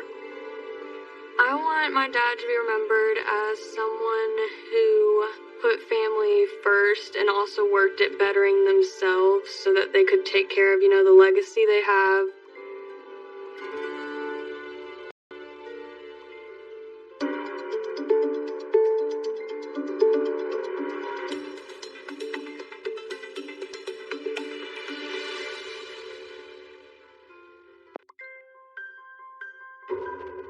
A shotgun blast through a windshield ends the life of a dedicated father in an instant. When I saw the carnage in this car, it reminded me of a mob-style execution. An execution the victim feared was coming. He had been the target of an earlier shooting where they didn't get him. whoever had done this first shooting had gotten away and had not been identified. He knew somebody was trying to kill him. He was wearing a bulletproof vest at the time that he was killed. Investigators realize no witness is safe. People were just scared that if they said anything, they would either be killed or harmed. One detective must risk it all to expose a heartless mastermind. She gave me instructions to meet her at the cemetery and to come alone. Worst case was that somebody was going to be waiting there to ambush me. Authorities uncover a meticulous plot crafted by a powerful criminal. It was fairly astounding, the control she was able to exert over other people. She was a woman that you need to be fearful of, because if you crossed her, she was going to get you.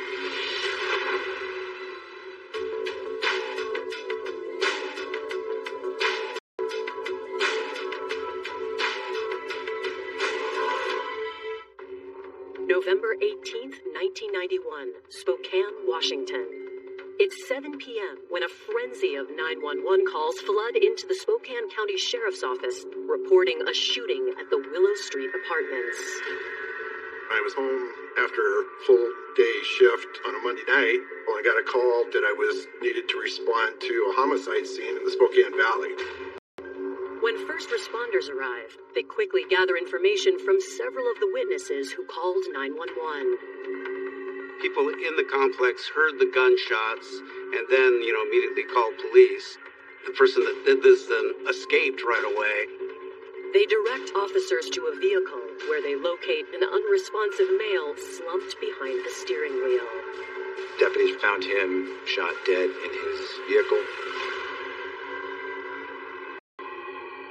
And detectives, forensics, people were called out and started their investigation there at the scene. The crime scene was a small apartment complex parking lot. There was a male in the car that was fully dressed, still seatbelted into the driver's seat, and he had a massive... It's shocking, even for seasoned detectives. He'd been shot point blank almost. The shot had actually been through the window glass. He had died instantly. When I saw the carnage in this car, there was no question that he was a target that somebody was making sure that they eliminated. It reminded me of a mob-style execution. We've been down a lot of homicide scenes, and we just didn't see those in our area. Whoever pulled the trigger left a key piece of evidence on the ground just a few feet from the car. The person that committed the crime left the shotgun there. The shotgun led us to initially feel that was probably the murder weapon. It was a Winchester 12 gauge. The only distinguishing things on it was a little chunk of wood that was broken out of the stock, and there was some type of paint rub off on the stock as well. While technicians continue processing the crime scene, detectives question residents of the apartment complex to ID the victim. He was identified as Peter Zion. He was about 40 years old. The witnesses from the apartment complex told us that he was a resident there at the apartments along with his girlfriend, and that he had probably just arrived home from work when the shooting occurred. But none of Pete's neighbors have any idea why he would have been the target of such a brutal murder. Starting into this investigation, there was many background questions surrounding Pete Zion. This was a target. This man was wanted dead by somebody, and they made sure they got him. Why would somebody sneak up on him in an ambush attack?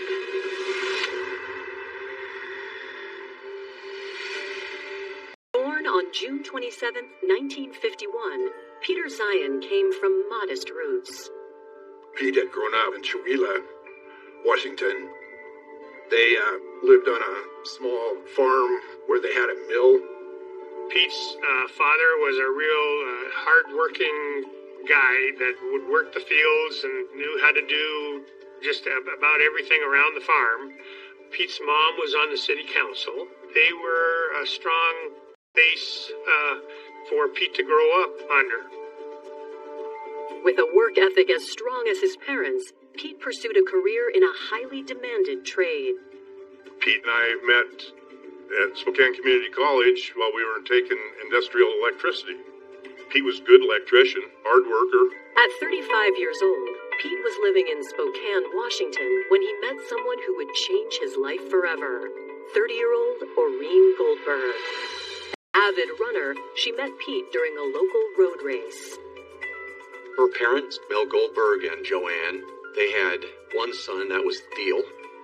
They had two daughters, Oreen and Merv. They were very well known. Oreen worked for her parents at their realty office in Newport, Washington, 1 hour outside of Spokane.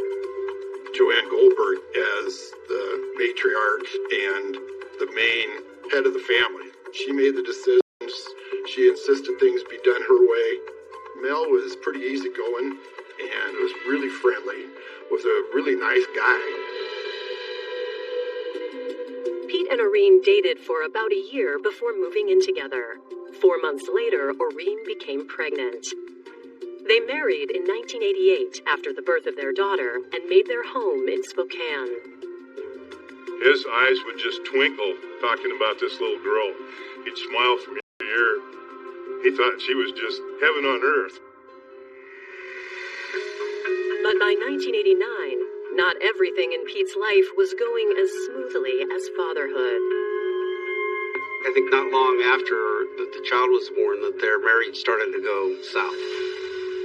He was a good father. His daughter meant a lot to him. He made that very clear. And I think that he would have stayed married just for the sake of his daughter.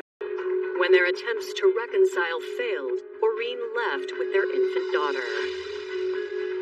When she left and took the child, she moved up to Newport, Washington, which is about 60 miles from Spokane. That was to her parents' residence. Orrin kind of kept a low profile and let her mother, Joanne, really handle things. Pete began traveling to the Goldbergs on weekends to spend time with his daughter and eventually filed for divorce. That, of course, involved the request for visitation with his daughter and at least partial custody of his daughter. And that just didn't sit well with Joanne.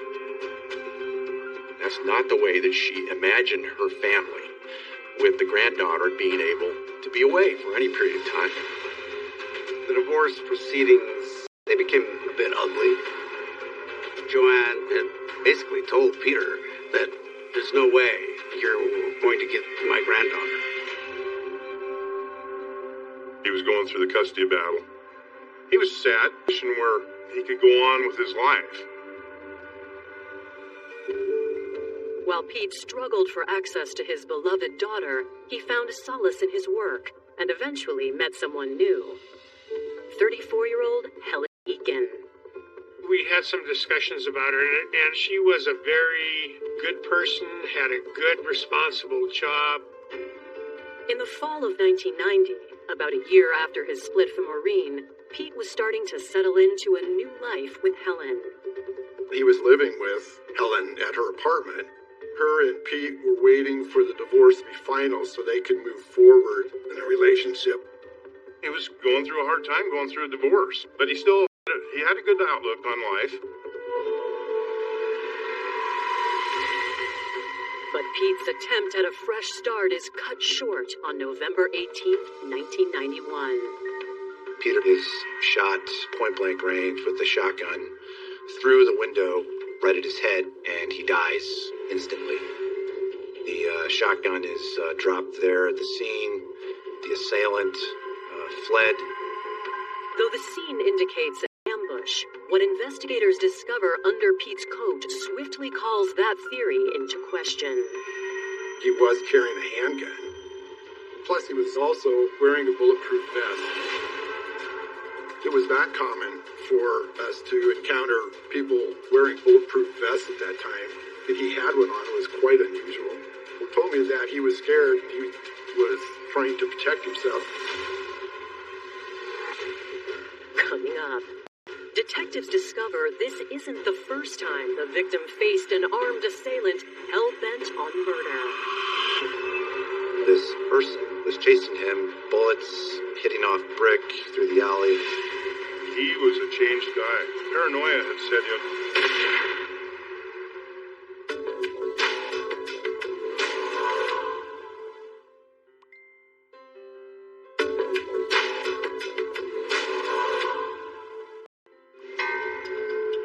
November 18th, 1991, Spokane, Washington.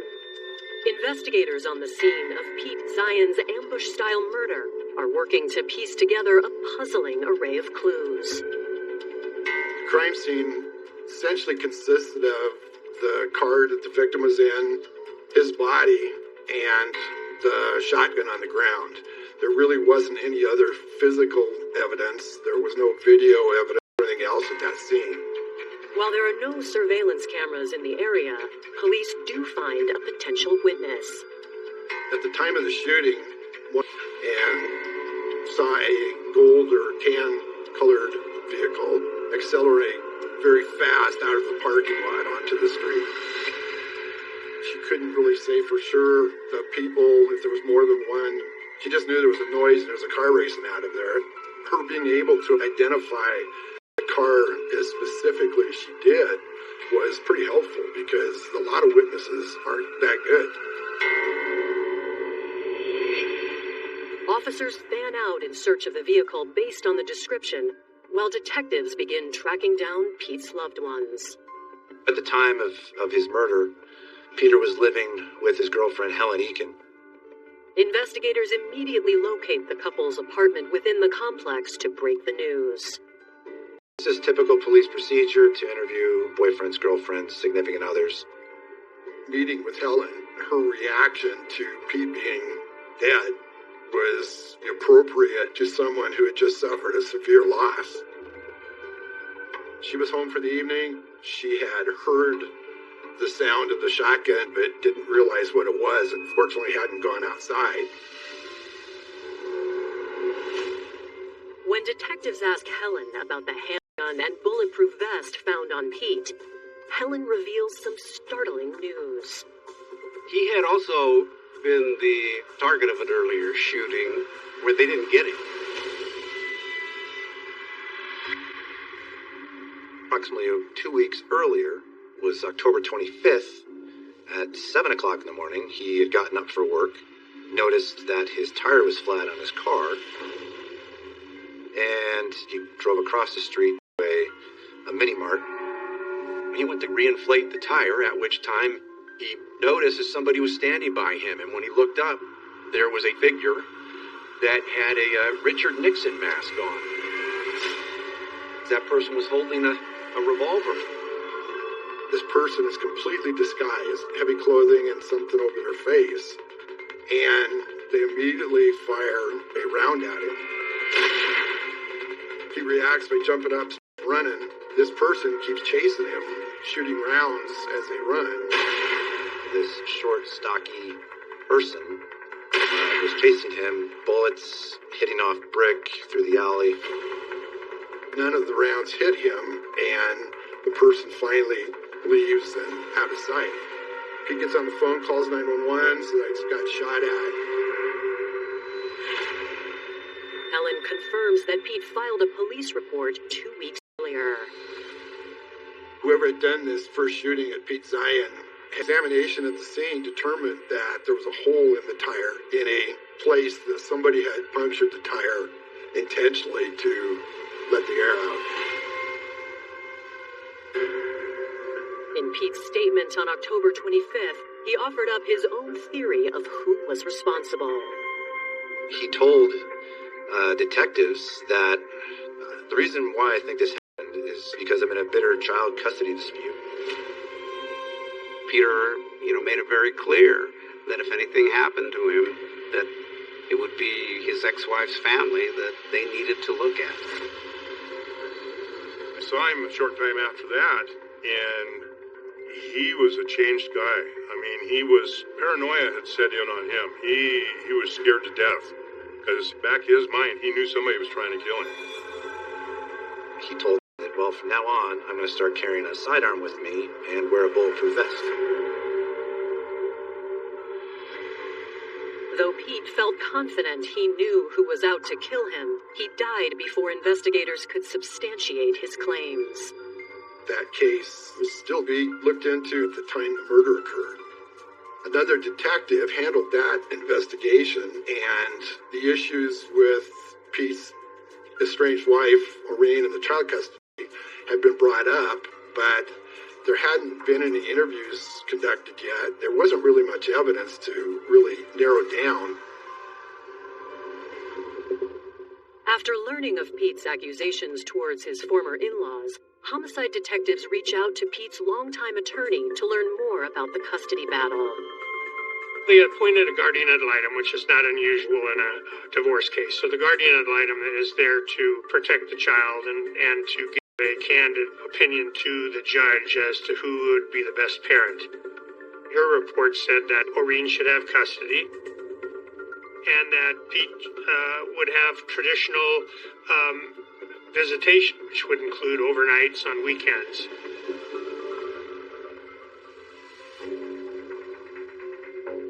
Maureen's family had sworn that he's never going to see his daughter. Joanne could not stand to have her granddaughter be given to Peter, her son-in-law, even on the weekend. She decided she would take care of it. And her way to try and take care of it is she alleged sexual abuse by Mr. Zion on his own daughter.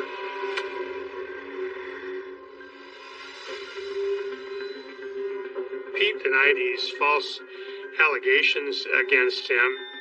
Child Protective Services conducting an investigation.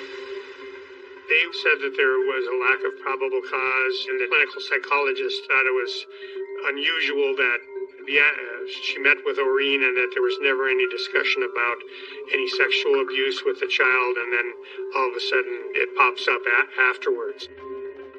So they came to the decision that there wasn't any substance to these allegations. With his name cleared, Pete continued to advocate for visitation. It was coming down to a pivotal time in the divorce proceedings because trial was forthcoming. The final decisions were going to be made, who the child would go with, if there was going to be child support, visitation, those types of issues that surrounded the infant child. As homicide detectives dig into the police report from the first attempt on Pete's life, one detail immediately stands out. At that first shooting, 3 weeks before Pete was murdered, there was another witness in the parking lot that has seen this car leaving the scene. It was a tan or a brown colored car, and it had fled out of the area and out of view. They knew that there was the connection with the getaway car because of the fact that, it was described as a brown car in the first shooting, second shooting as well. Detectives released the witness's description of the vehicle to the public. It's a shot in the dark, but you try to at least get something to start looking for. Coming up, a flood of tips rushes in. Witnesses came out to the same vehicle that had been parked in front of their residence for a couple of weeks. And a killer tries to silence witnesses at any cost. She was really afraid of providing more information.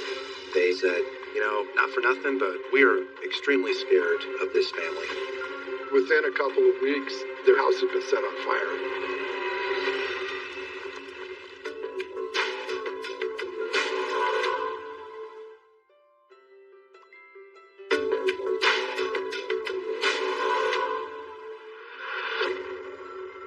November 19th, 1991.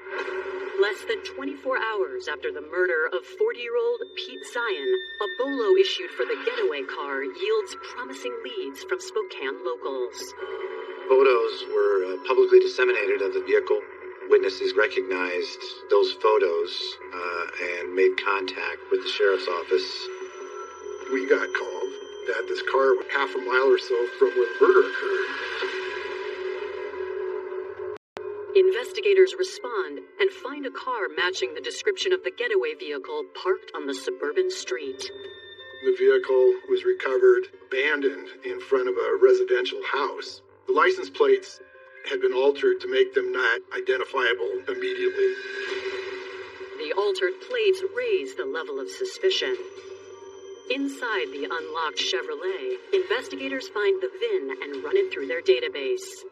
Turned out the car had been stolen a couple, 3 weeks prior to all this from an area in North Spokane, probably 10 miles from where the murder occurred. And because of that, we were able to seize this evidence. We still hadn't necessarily confirmed it as the murder vehicle, but we did take a picture of it back to Pamela at the apartment complexes. She identified that car in the picture as the same one she had seen leaving the scene of the murder. While crime scene techs sweep the car for evidence, investigators interview Pete's estranged wife, Oreen, and her parents, Mel and Joanne, on November 19th. Police suspected the family members because of all of just the rancor and the animosity that had come up from the divorce proceedings. Mel, Joanne, and Oreen said that they would be willing to sit down and answer any of our questions, but only as a group, and that was the only way they would do it. The family offers alibis for the night of Pete's murder. The family told investigators that they were at a family dinner. Joanne and Mel's daughter and son-in-law, Mervyn Gregg, alibied them for that late afternoon, early evening.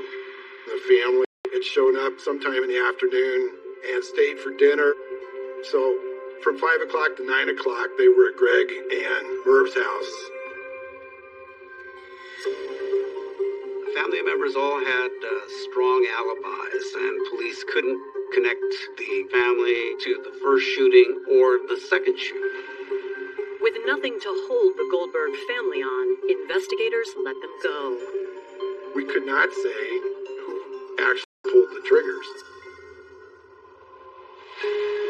And detectives hit another dead end when the search of the suspected getaway vehicle yields no results. We were feeling pretty confident we had the right car, but we didn't have anything in the car immediately to identify anybody that had used it. The investigation begins to stall in 1992. It wasn't progressing much, and I had other cases I was working on, but I would make callbacks often to everybody that we had talked to before to develop further information, but it was moving slowly. It really goes cold when there's not other tips or new information coming in to act upon. In late November of 1993, Newport residents Bob Lamb and Marcy Harrington reach out to the Spokane County Sheriff's Office with information that could break the case wide open. Bob and Marcy Harrington were neighbors of the Goldbergs' property up in the Newport area. They said they were the owner of the shotgun that was used in this murder. Of course, that got my attention immediately. Detectives are curious. After all, they've never released a description of the murder weapon to the public. Bob Lamb identified this shotgun specifically with the particulars about the damage to the wood stock and the paint rub-offs. They had it stored kind of in off the hallway up against behind a door. One day, Oreen's brother, Theo Goldberg, had showed up. He picked it up, walked out with it. It wasn't unusual because Theo Goldberg was known to borrow their stuff often. But after Pete's murder, they say Theo started acting strange. He went back to the neighbor and attempted to buy the weapon from him, explaining that he couldn't return it. Investigators ask Bob and Marcy why it took them so long to contact police, and they confess their guilt has finally outweighed their fear. They said, not for nothing, but we are extremely scared of this family. And we didn't come forward to cooperate originally with any information because of our extreme fear of them. After speaking with Bob and Marcy, it quickly becomes clear that the couple had a good reason to be afraid. Within a couple of weeks, Bob and Marcy's house burned down. We were pretty convinced that it had been set on fire, and it was because the conversations about them being witnesses where they might be asked to testify. Despite the assertions, nothing links the Goldberg family to the fire. And of course, as a result, Mr. Lamb decided they no longer wanted to cooperate out of fear of what might happen to them. Leaving investigators frustrated. Someone is making sure that no one's going to talk because they're going to be fearful for their life. So without any hard evidence whatsoever, the police are just stuck. This case languishes for several years. There is no break in the case whatsoever. Then, in 1999, 8 years after Pete's murder, investigators get a big break. I got a call at my office from a lady who was real mysterious, and she wanted to talk about the Pete Zion murder. She knew somebody who had told her they had committed this murder. She was pretty reluctant.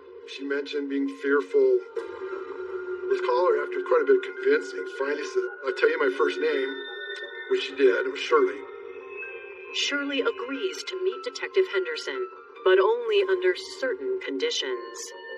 She said, well, you come and meet me, and it's going to be in the cemetery outside of town. She said, if I see anybody else or police cars around, she says, I'm gone, and you will never talk to me again. Coming up, to solve the case, Detective Henderson puts his life on the line. The worst case that came to mind was that somebody was there to either ambush me or was going to come in with guns a-blaring.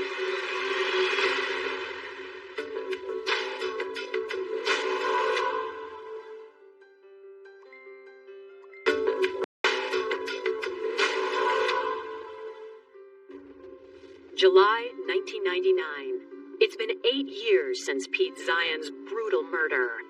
Detective Mark Henderson is heading to a cemetery in northern Idaho to meet a potential witness alone. I did not think it was a smart idea, but I think it was a calculated risk that I felt after years of chasing this case, this may be the golden key. Kind of on alert till this pickup shows up and I meet this lady. And she starts telling me some details about the murder case. She mentioned where the car had been stashed and gave the information on the gun. She knows about this murder better than I do. Either she did it or she's talked with the person that did it. When Detective Henderson asks Shirley who her source is, she brings a longtime suspect back in the spotlight. Her new friend, Joanne. Joanne and Mel Goldberg, her husband, got a divorce relatively quick in Idaho. Formerly Joanne Goldberg, Shirley's neighbor since 1998 now goes by her maiden name, Peterson. Shirley says over the past year, the two women became fast friends. But things took a turn recently when Joanne began divulging a dark secret. Joanne started to open up about her life and things she had done.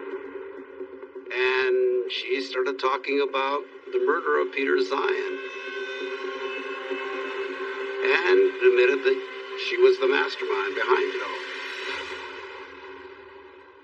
Not only Shirley now have statements from her, but Joanne offers to take her to Spokane for lunch.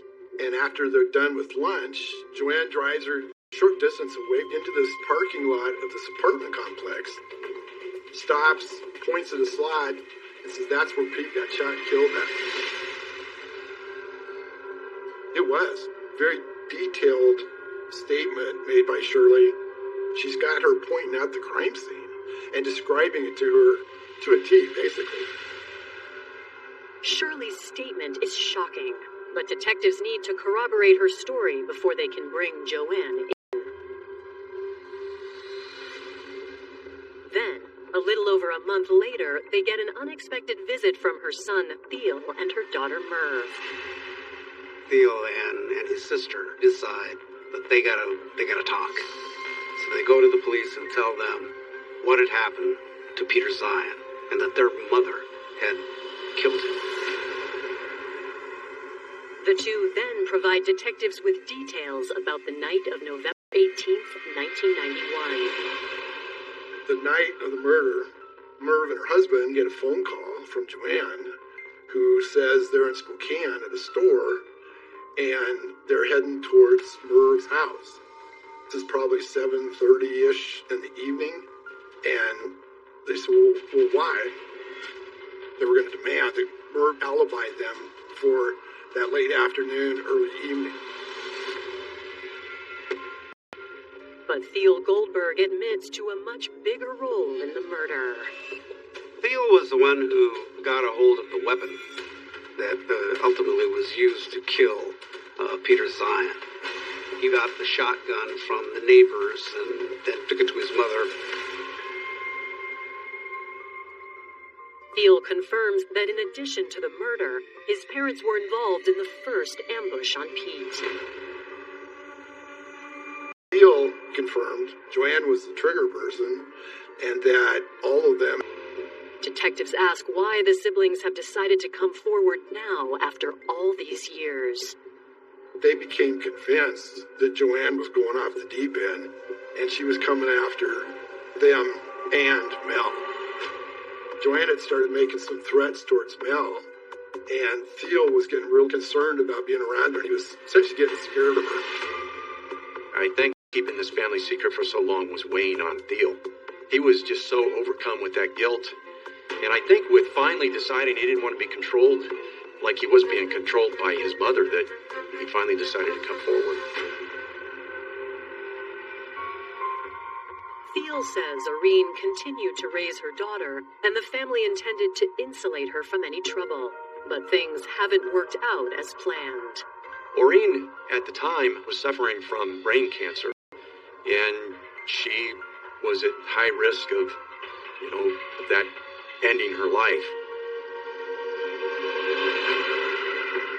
In late October 1999, officers move in on Joanne Peterson. They took Joanne into custody on a federal weapons charge on that date.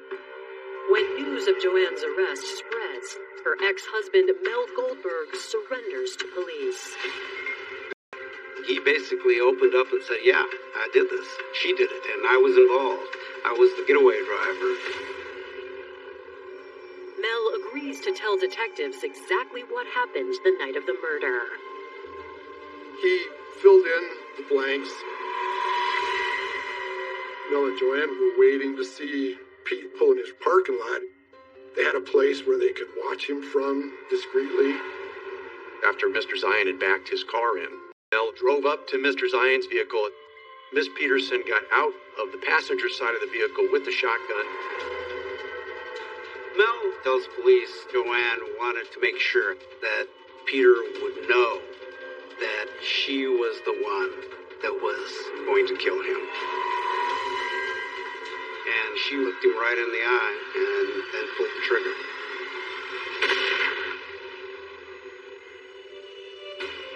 After she had discharged his firearm into Mr. Zion, killing him, she dropped the shotgun. I don't think that shotgun was meant to be left behind.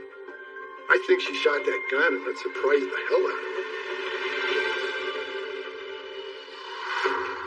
Coming up, the case seems like a surefire win for prosecutors. At this point, really the case is going to be a slam dunk. But the defendants have other plans.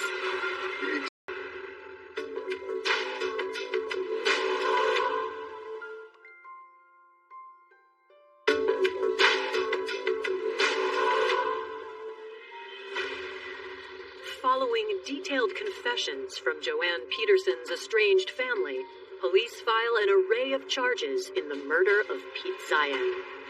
Both Mr. Goldberg and Joanne Peterson were charged with aggravated first-degree murder.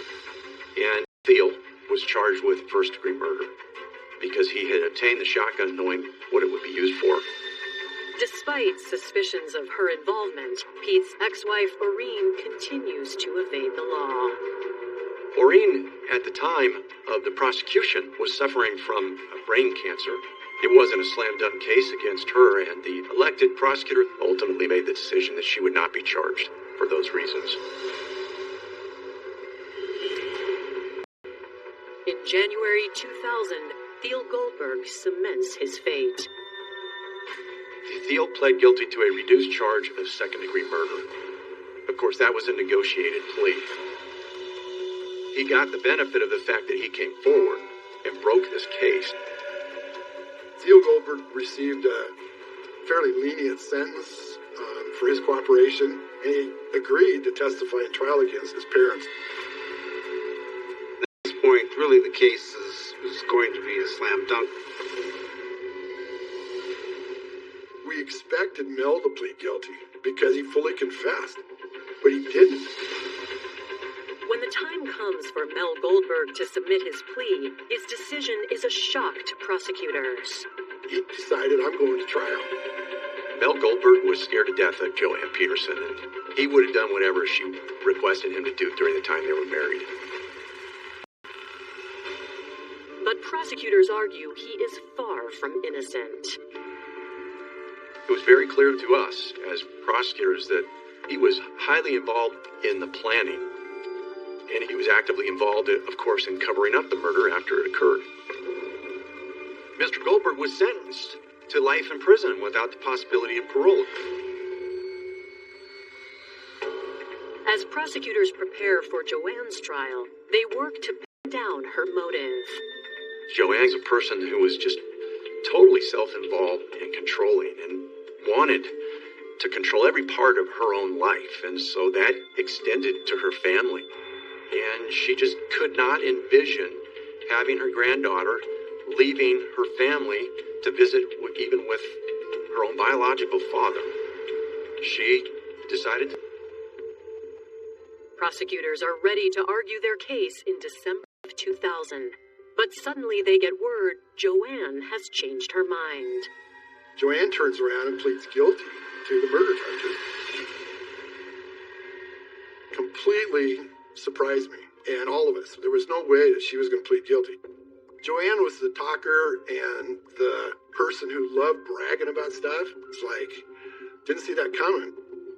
Joanne decided to plead guilty to first-degree murder. I'm sure that Joanne Peterson's attorney advised her that she was at high risk of getting an aggravated murder conviction, in which case she would have gotten a sentence of life in prison she would have never gotten out. However, the impact of Joanne's manipulation will not soon be forgotten.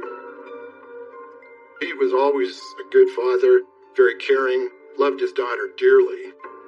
Not only were her grandparents in prison, and her mom dies and her dad's dead, this girl just ended up with no family. She never did get a chance to know her father's family, and that was a real shame. People had great respect for Pete. Pete was just a wonderful person. He was always happy, in a good mood. He was a hard worker. He was friendly. It was hard to find fault with Pete.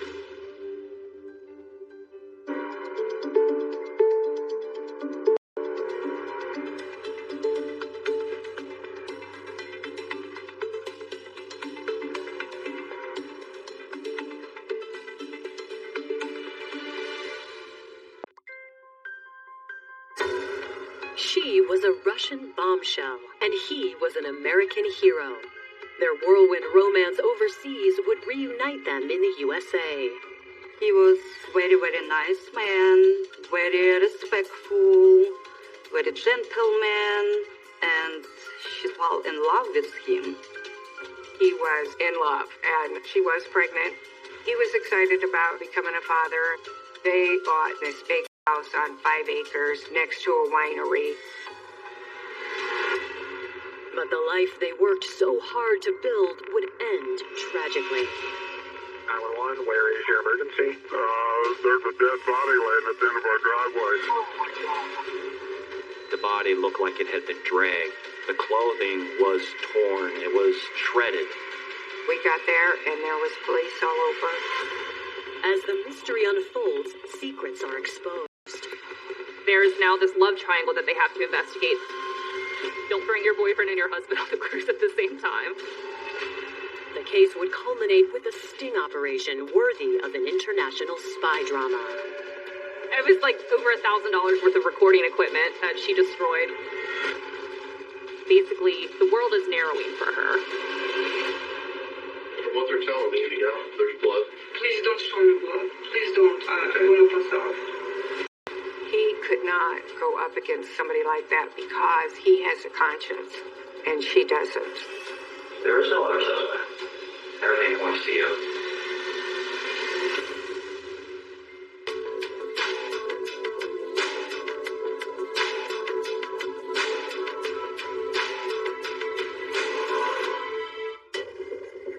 On Sunday, June 30th, 2019, in the rural town of Butler, Indiana, John and Amy Oliver are preparing to attend a family birthday party. Amy's son, Jason Hamrick, and his 3 young boys, who reside 4 hours away in Ohio, were also supposed to travel to Indiana to attend the family gathering. One of my great nieces was having a birthday party, and it was going to be at my mother's, and he was going to bring the boys down on Sunday. We were just getting ready to leave the house. I did call him on Friday, and I didn't get an answer. And I didn't really worry about it because sometimes when he was working or something like that, he just didn't have time. Jason's boys contacted me and wanted to know if I had seen their dad. And I said, well, you guys are supposed to be on your way up here. And they said, well, I seen him on Friday and his cars are here, but he's not. Respond. Of course, he doesn't respond. And we just looked at each other and we knew right away there was a problem. John said, do you want me to call the sheriff? And I said, yes. Sensing something is wrong, Amy and John Oliver ask the sheriff in Bethel, Ohio, to make a welfare check on 42-year-old Jason Hamrick. These family events were pretty important for Jason, especially a get-together with the birthday party. His children would be able to play with a bunch of kids there, and he wouldn't miss anything like that, and if he did, you would know. Immediately, alarm bells went off for them. They picked up what they were doing, hopped in the car, and took a 4-hour drive to get out to Jason's house because they knew something was wrong.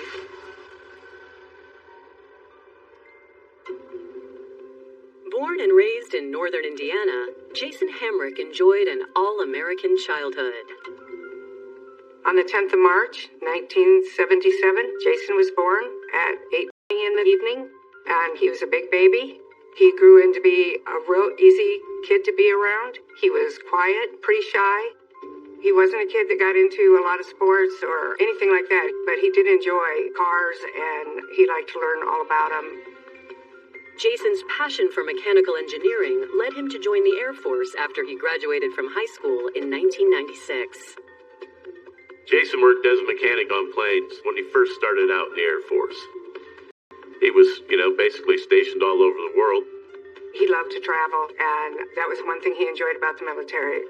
He went to Korea, and he was there for a year. While in Korea, Jason found love where he never expected it when he met 23-year-old Russian transplant Angelina Vladimirovna. The two had an instant chemistry, and Jason was enthralled with the blonde bombshell. Angelina met Jason in the Air Force. Her father had a nightclub in South Korea, and she was a cocktail waitress out there, and she met Jason. Angelina was born in Russia in 1986, and she grew up in the town of Vladivostok. The coastal city borders China and North Korea. Her father found an opportunity to open a nightclub in Seoul, which led Angelina to the South Korean capital. beautiful girl, very tall, very fashion. She was little bit quiet, little bit reserved. Jason was infatuated with her. She was pretty and funny and loved to travel. She said that he was very, very nice man, and she fell in love with him. The couple had what could only be described as a whirlwind romance. By early 2009, Jason's overseas tour ended, and so did the fun. They both go back to their respective countries. She goes back to Russia, he goes back to North Carolina. But the two had fallen in love, and over the phone, Jason asked Angelina to come to America to be with him, and she agreed. He was in love, and as soon as he got back to the States, he did start proceedings, to how to get her over here. And what's more, Angelina revealed news that Jason hadn't anticipated. She was pregnant. He was excited about becoming a father. It was kind of hard on him because he was so far away. Unable to make it to the States in time for Jason to be present for the birth of their son, Angelina delivered their first child in Russia in November of 2009. She came over in March, and it wasn't long after that they got married, and then she stayed over here. Once in the States, Angelina traded in her blonde locks for her natural brown hair as she settled into her new role as an American mom. The military family bounced around the U.S. for the next several years and welcomed 2 more sons. In 2015, Jason was stationed at an Air Force recruiting office in Cincinnati. 40 miles away in Bethel, Ohio, they found their dream home. It was just beautiful. A full deck in the backyard with a in-ground pool. It was just a very, very pretty 2-story house. Despite outward appearances, settling in small-town Ohio wasn't an easy transition for Angelina. Angelina been lonely, and because she don't have any kind of support community around her, I think her kids, it was just main goal for her life, and she did everything possible to be with her kids. Angelina's sense of isolation, paired with Jason's military travel, caused a rift in the marriage. That's when Jason made the decision to give up the career he'd worked so hard for to focus on his family. Jason was actually looking to retire from the United States Air Force and start a Snap-on truck business. In January of 2018, Angelina convinced Jason that a trip could put the spark back into their marriage. They were having problems, and another couple. Joining the Hamricks was another Air Force couple, 32-year-old Michael Drew Clark and his wife. Michael worked with Jason as a recruiter in Cincinnati, and the two had become friends. But when the Hamricks returned from the cruise, it was clear to both Jason and Angelina that the marriage was over. I think it was in March of 2018, he filed for divorce. The couple agreed to do what was in the best interest of their 3 young boys, and decided to live under the same roof, albeit in separate bedrooms. Jason was a good father, and he was interested in helping take care of them, and he really wanted the best for them. Over the next year, the situation seemed stable. But on June 30th, 2019, everything changed. After being contacted by Jason's mother, Amy Oliver, deputies from the Claremont County Sheriff's Office soon arrive at the Hamricks' home. Angelina Hamrick allowed them to enter the home, and they expressed why they were there. Having not yet spoken to Jason's parents, Angelina seems surprised to learn that Jason is feared missing. Is it normal to go a day or two without talking to him or having contact with him? Yes. She said that even though they were staying in the same house, they both came and went as they chose. Was anybody supposed to come and pick him up? Or was he supposed to go anywhere? Well, even if he's supposed to keep on telling him. Angelina told the officer The last time she had seen him was on Friday evening, that she took the boys out to get pizza. When she came home, she didn't see him, but she assumed that he was asleep in his bedroom because at that point they had separate bedrooms. As deputies continue their conversation with Angelina, one steps away to see if Jason's recruitment office has heard from him, and they offer up a disturbing lead. Officers on scene spoke to one of the people who worked with at his recruiting station, and in that conversation, they were concerned that Jason may have even been suicidal. Coming up, fears mount about the serviceman when they discover something else missing. They did discover a empty handgun box, a 9mm semi-automatic handgun, and the whereabouts of that gun were unknown. But a blunt admission sets the investigation on a new course. Do you have a man that you see other than him? Yeah. My husband's ex-co-worker.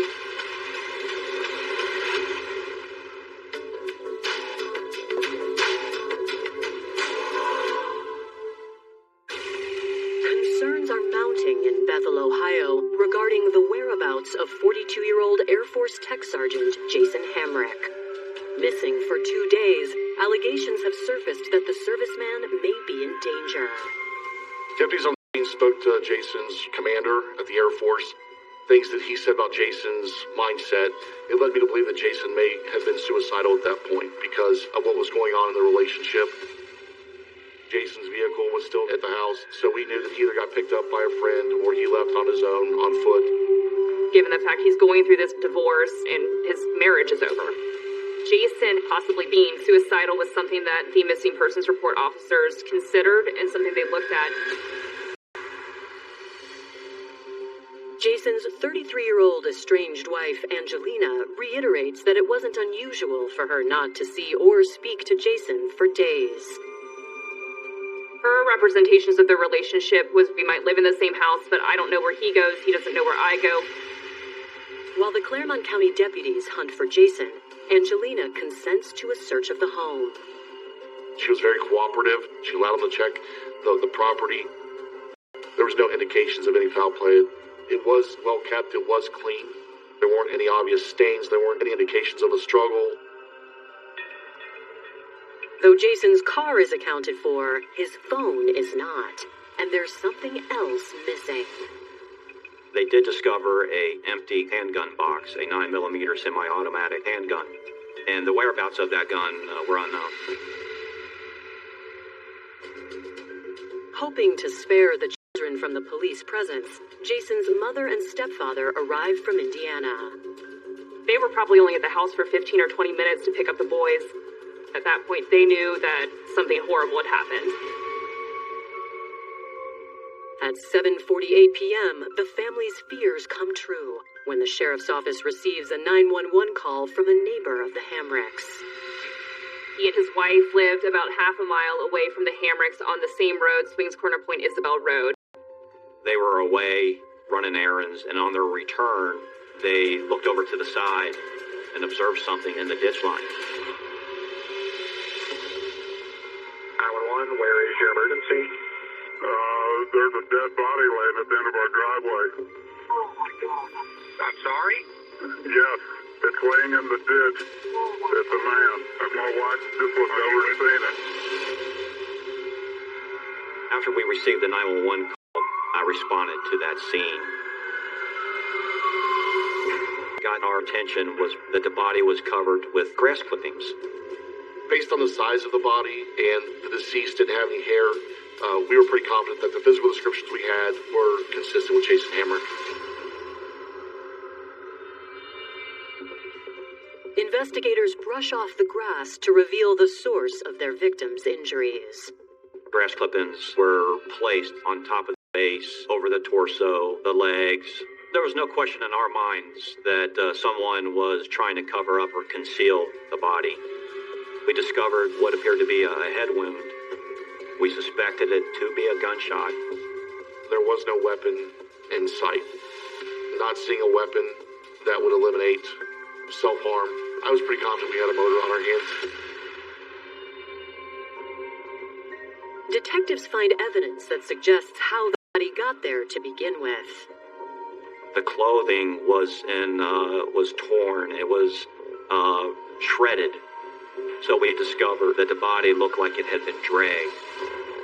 We knew that if his body had been dragged there or shot, that we may have a second crime scene.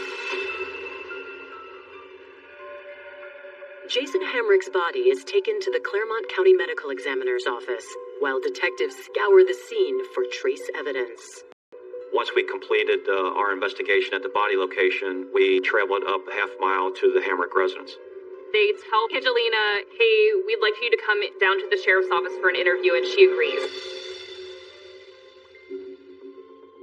Once at the station, investigators notify Angelina they've found what they believe to be the body of her husband, but her response seems strange to police.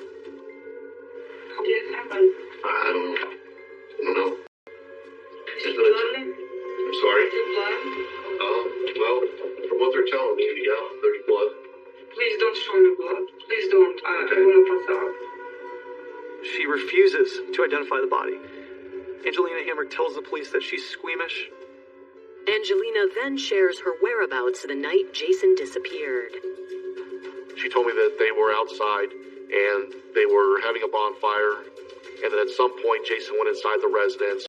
She told me that she last saw Jason around 9 p.m. She claimed he was sleeping on the couch, and at that point she'd taken the boys to go get pizza. So, Friday when you guys come home from the pizza, you didn't see him after that? So his door was shut in his room and I was in his sleep. After that, Angelina claims she didn't bother to check on him and reaffirms she had no idea he was missing. She was cooperative. When we asked her for information readily, she even provided a receipt. Then, out of nowhere, Angelina drops a bombshell. Let me ask you this. Do you have a man that you see other than him? Yeah. His name is Drew. Drew? How do you know Drew? It's my husband's ex-co-worker. Angelina and Michael Clark, whom she refers to as Drew, begin their affair in October of 2017. They basically meet at one of Jason's work functions, they get drunk, and they have sex, and their relationship starts from there. Angelina admits they continued their affair ever since that initial encounter. Do you love Drew? Yes. Okay. He's going through the divorce right now, too. Basically because of me. Detectives now consider the theory that even though Michael Drew Clark was technically still married, he may have had a jealous motive to commit murder. Detectives let Angelina go and shift focus to their new person of interest, Michael Drew Clark. Once she mentions that she's having an affair, that's important information, because that would give someone else a motive to commit this crime or to hurt Jason. Coming up, detectives find evidence that puts Jason's murder close to home. When we took the tarp and we spread it out, there had been a large void cut out of this tarp, large enough for a body to be placed in. And a mother's desperation may have led to madness. She said to me that night, the courts are really giving me no choice but to either take the kids and go back to Russia or to kill them.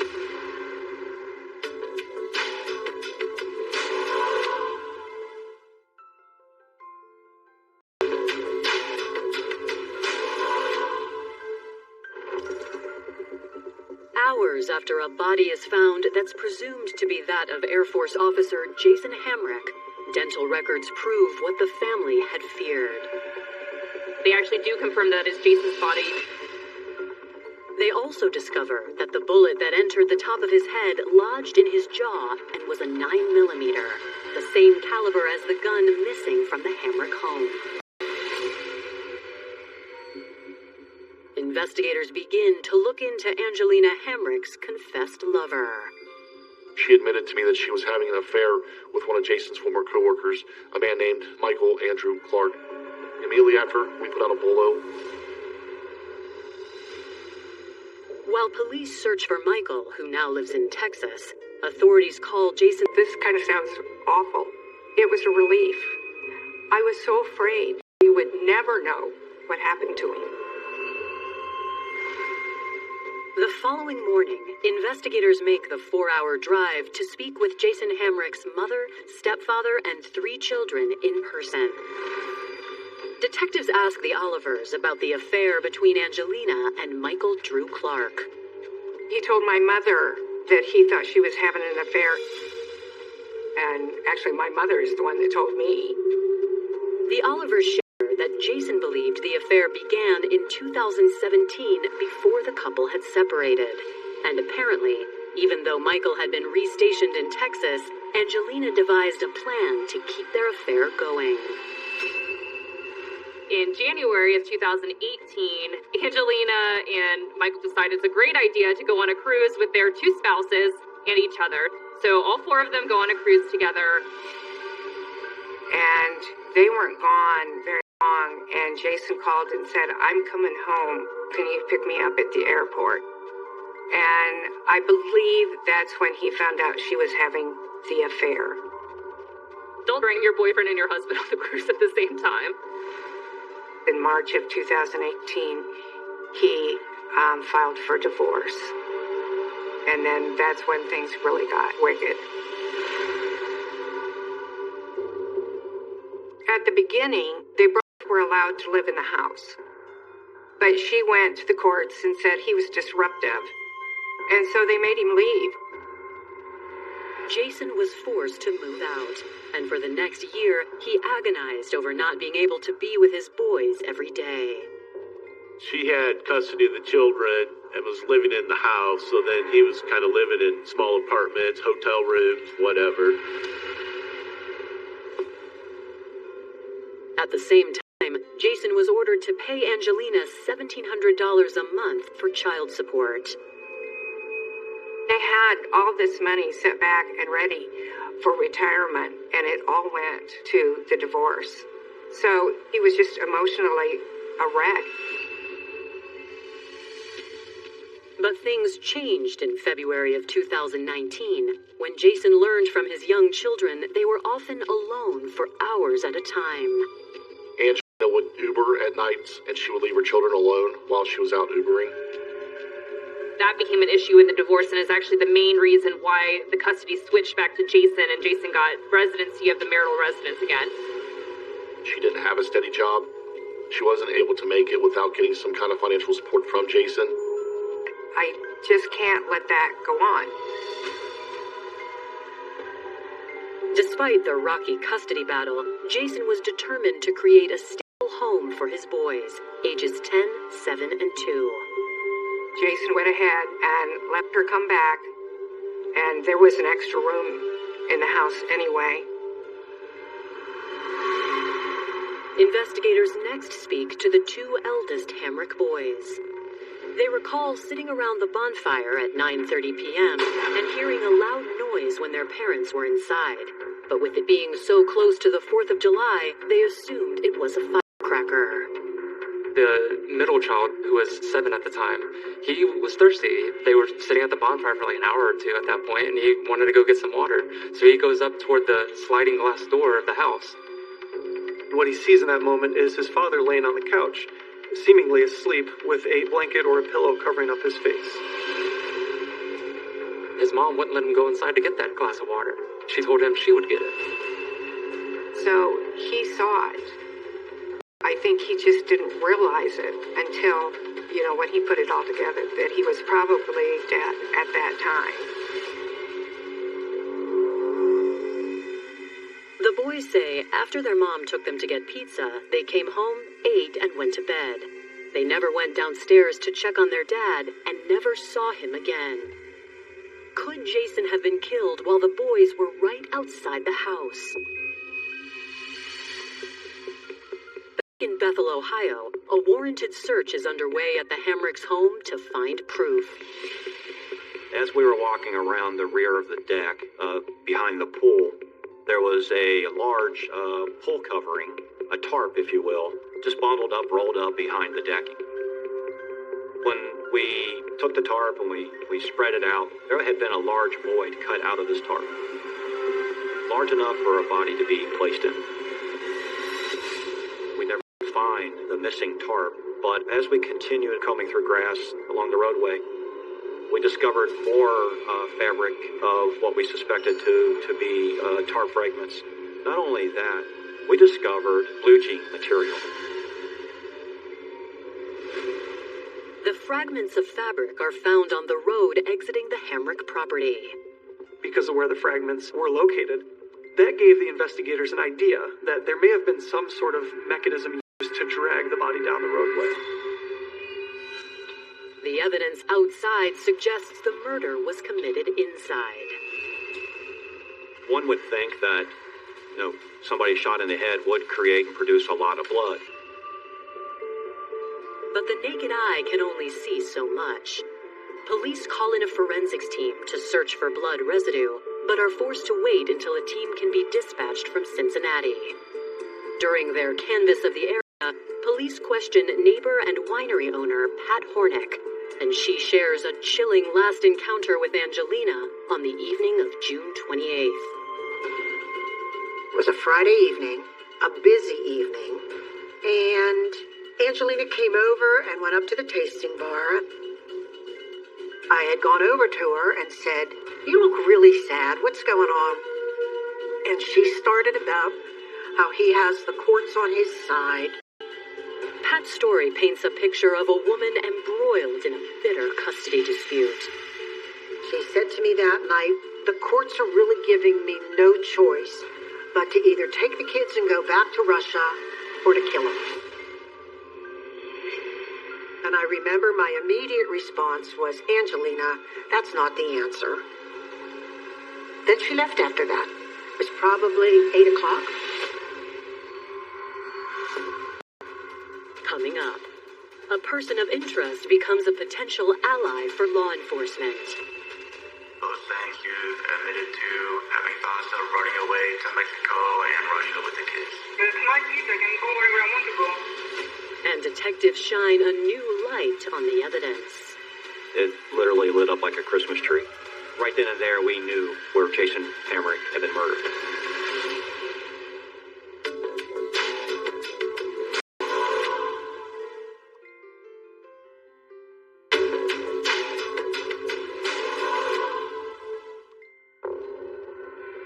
On July 1st, 2019, 2 days after the body of Jason Hamrick is found, Bethel law enforcement suspect his estranged wife Angelina committed the crime.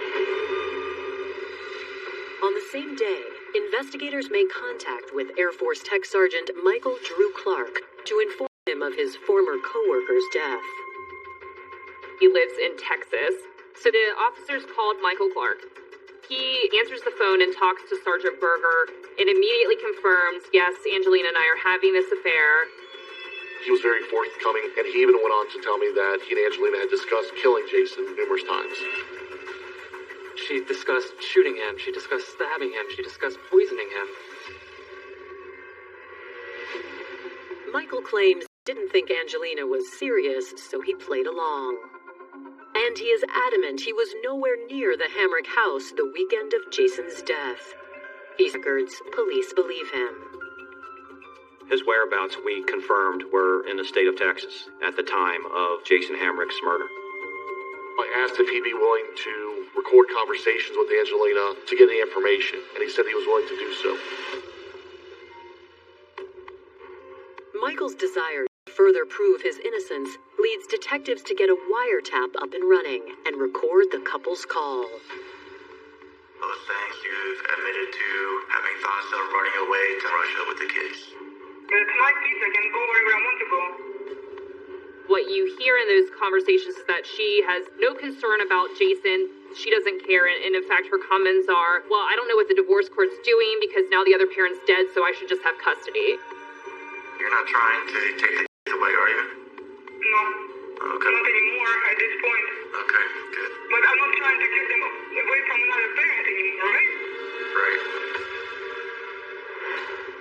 The recorded conversations fail to capture Angelina confessing to Jason's murder, but something she says gives investigators an idea.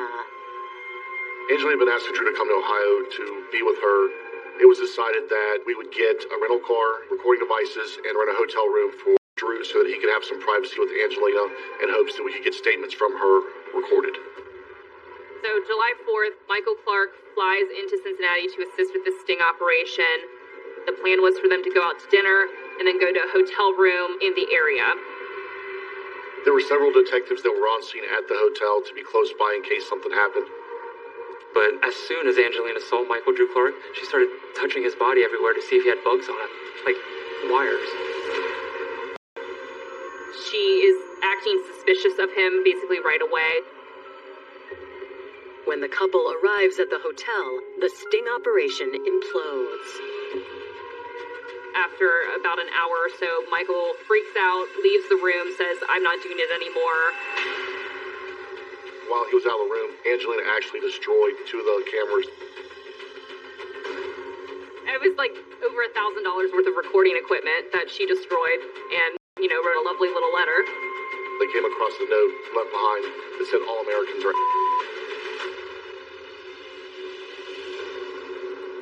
With the sting a bust, detectives confront Michael Drew Clark. It was pretty evident to me that he had told Angelina that they were being recorded, that we had set this up, even though he denied it. They take him back to the sheriff's office. He agrees at that point to take a polygraph examination. While they're there doing that, Angelina shows up at the sheriff's office. I didn't have an interview room since Mr. Clark put a voice recorder in my pocket and just began talking with her. I just want that you guys give me a break. You're looking at the wrong place. You're not looking at the wrong place. There is no other suspect.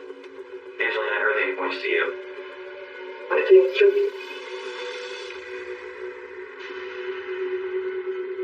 Angelina is allowed to leave as her lover, Michael Drew Clark, agrees to a polygraph test.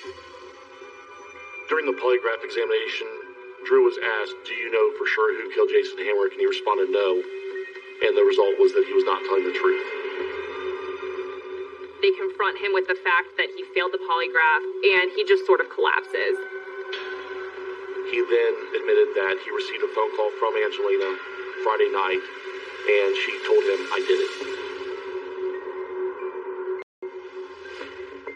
According to Michael, Angelina said she had found the key to the safe where Jason kept his 9mm handgun. Angelina told him that she had done it while Jason was sleeping on the couch and that there was a large mess. He tells her to get rid of the body. She tells him, "I'm gonna go take the boys to get pizza, and then I'm gonna take care of this." Michael Clark was taken into custody after taking the polygraph. At that point, it was evident that he had lied to us about his knowledge about the murder, and we did charge Drew with conspiracy to commit aggravated murder. The next morning, police arrive at the Hamrick home and place Angelina under arrest.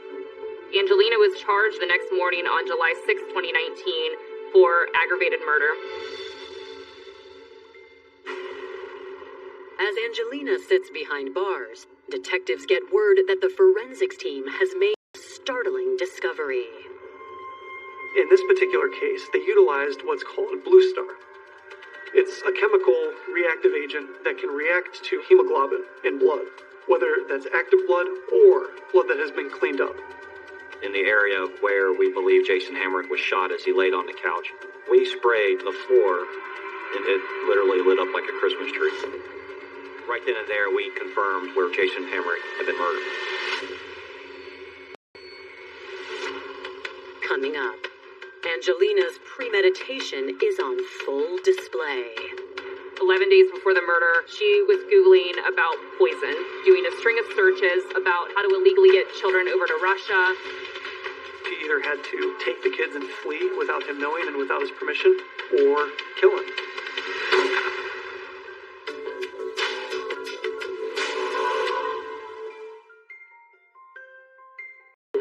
On July 6, 2019, Angelina Hamrick and her lover, Michael Drew Clark, both sit in jail for the murder of Jason Hamrick, with Angelina believed to be the shooter.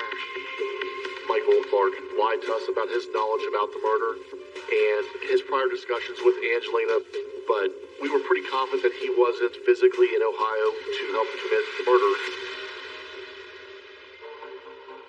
For her part, a search of Angelina's internet activity in the weeks leading up to the murder showed a clear level of premeditation.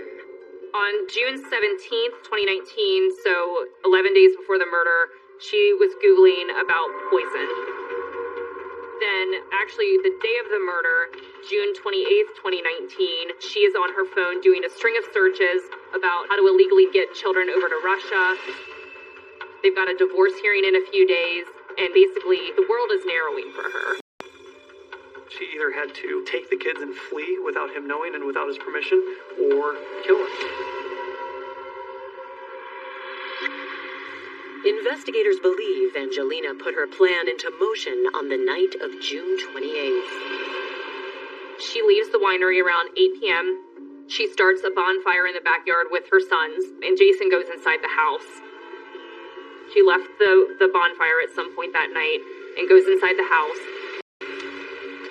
She goes upstairs, she gets the gun, and she comes downstairs, and she shot him in the head while he was laying on the couch.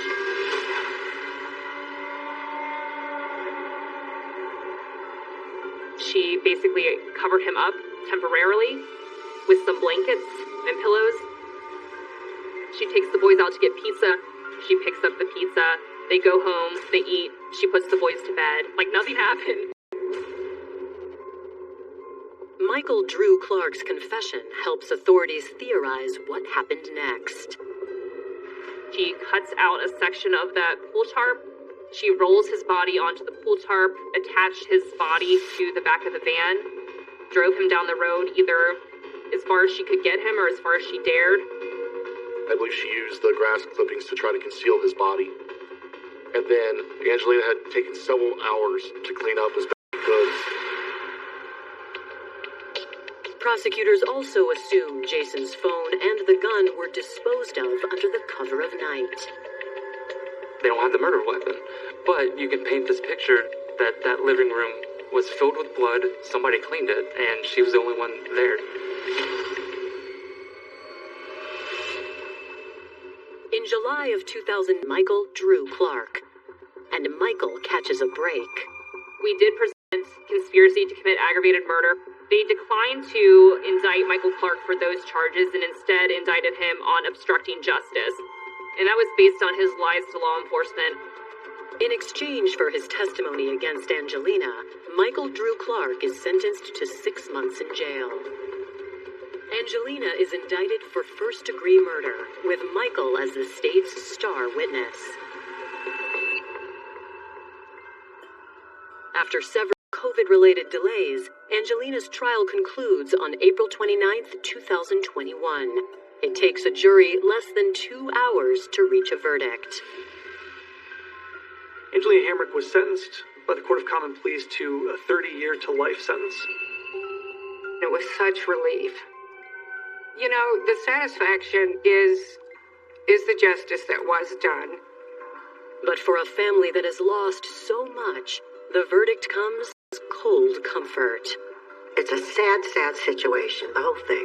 And the kids are the ones that are going to be suffering for it. I would want him to know how proud I was of him. I don't know if there was anything he could have done differently when it came to her. He could not go up against somebody like that because he has a conscience, and she doesn't.